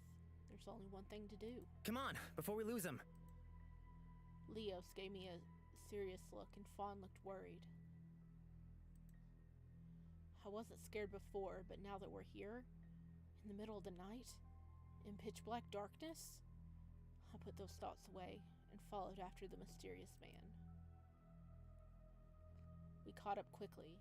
He was walking slowly, but with a purpose. He didn't say a word. After a few minutes of silent travel, he stopped in front of the large house. It was hard to see in the dark, but he truly looked magnificent.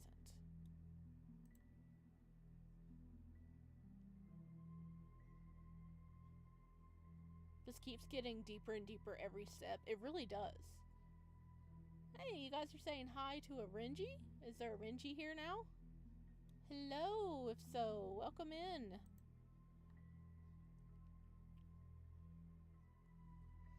I didn't get any notifications or anything. I was seeing if we could get to the end of the day here. That's why you always have pepper spray on hand.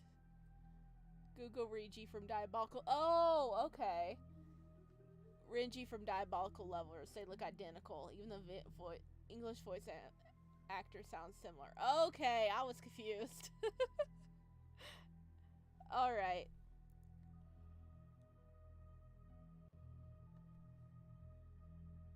Hey guys, I have spoiled you today. We normally only play for about 2 hours, and it's been 2 hours and 50 minutes. Wow. I think we'll probably end it here before we get to the house. Did it save? Save. Okay. Alright. Okay, I saved.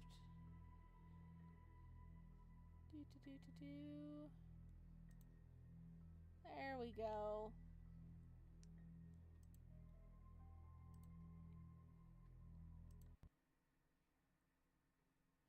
All right. Wow. We did a lot today. We got to a new town. Babies went to a sex shop. We found a new guy. Dang. Now we're on a lead after what could be the former prince of our cult country. And it's leaning towards our boy Raen is a prince. And they found out, hey, yo, he's alive. We need to get rid of him. That's what I think's going on.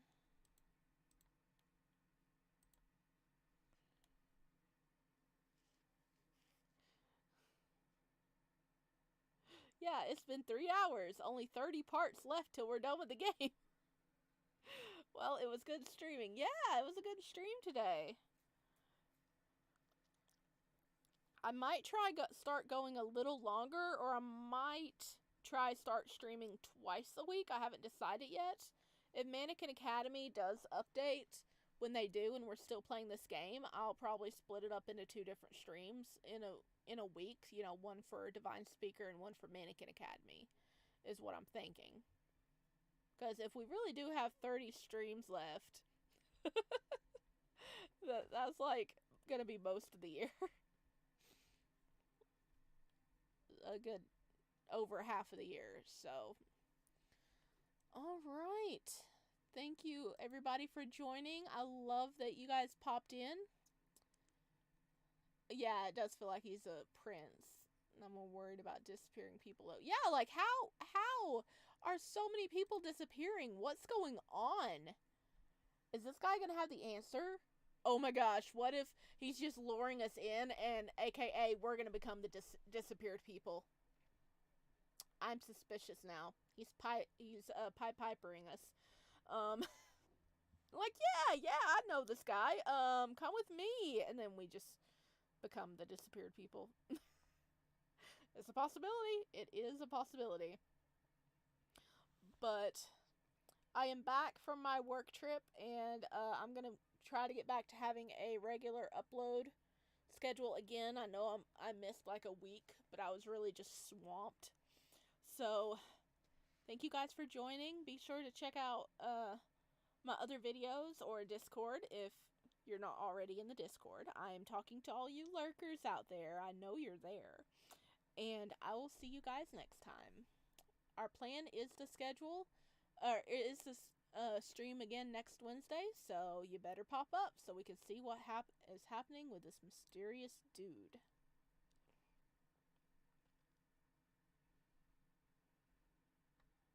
Lysander kidnapped them. I would not doubt that.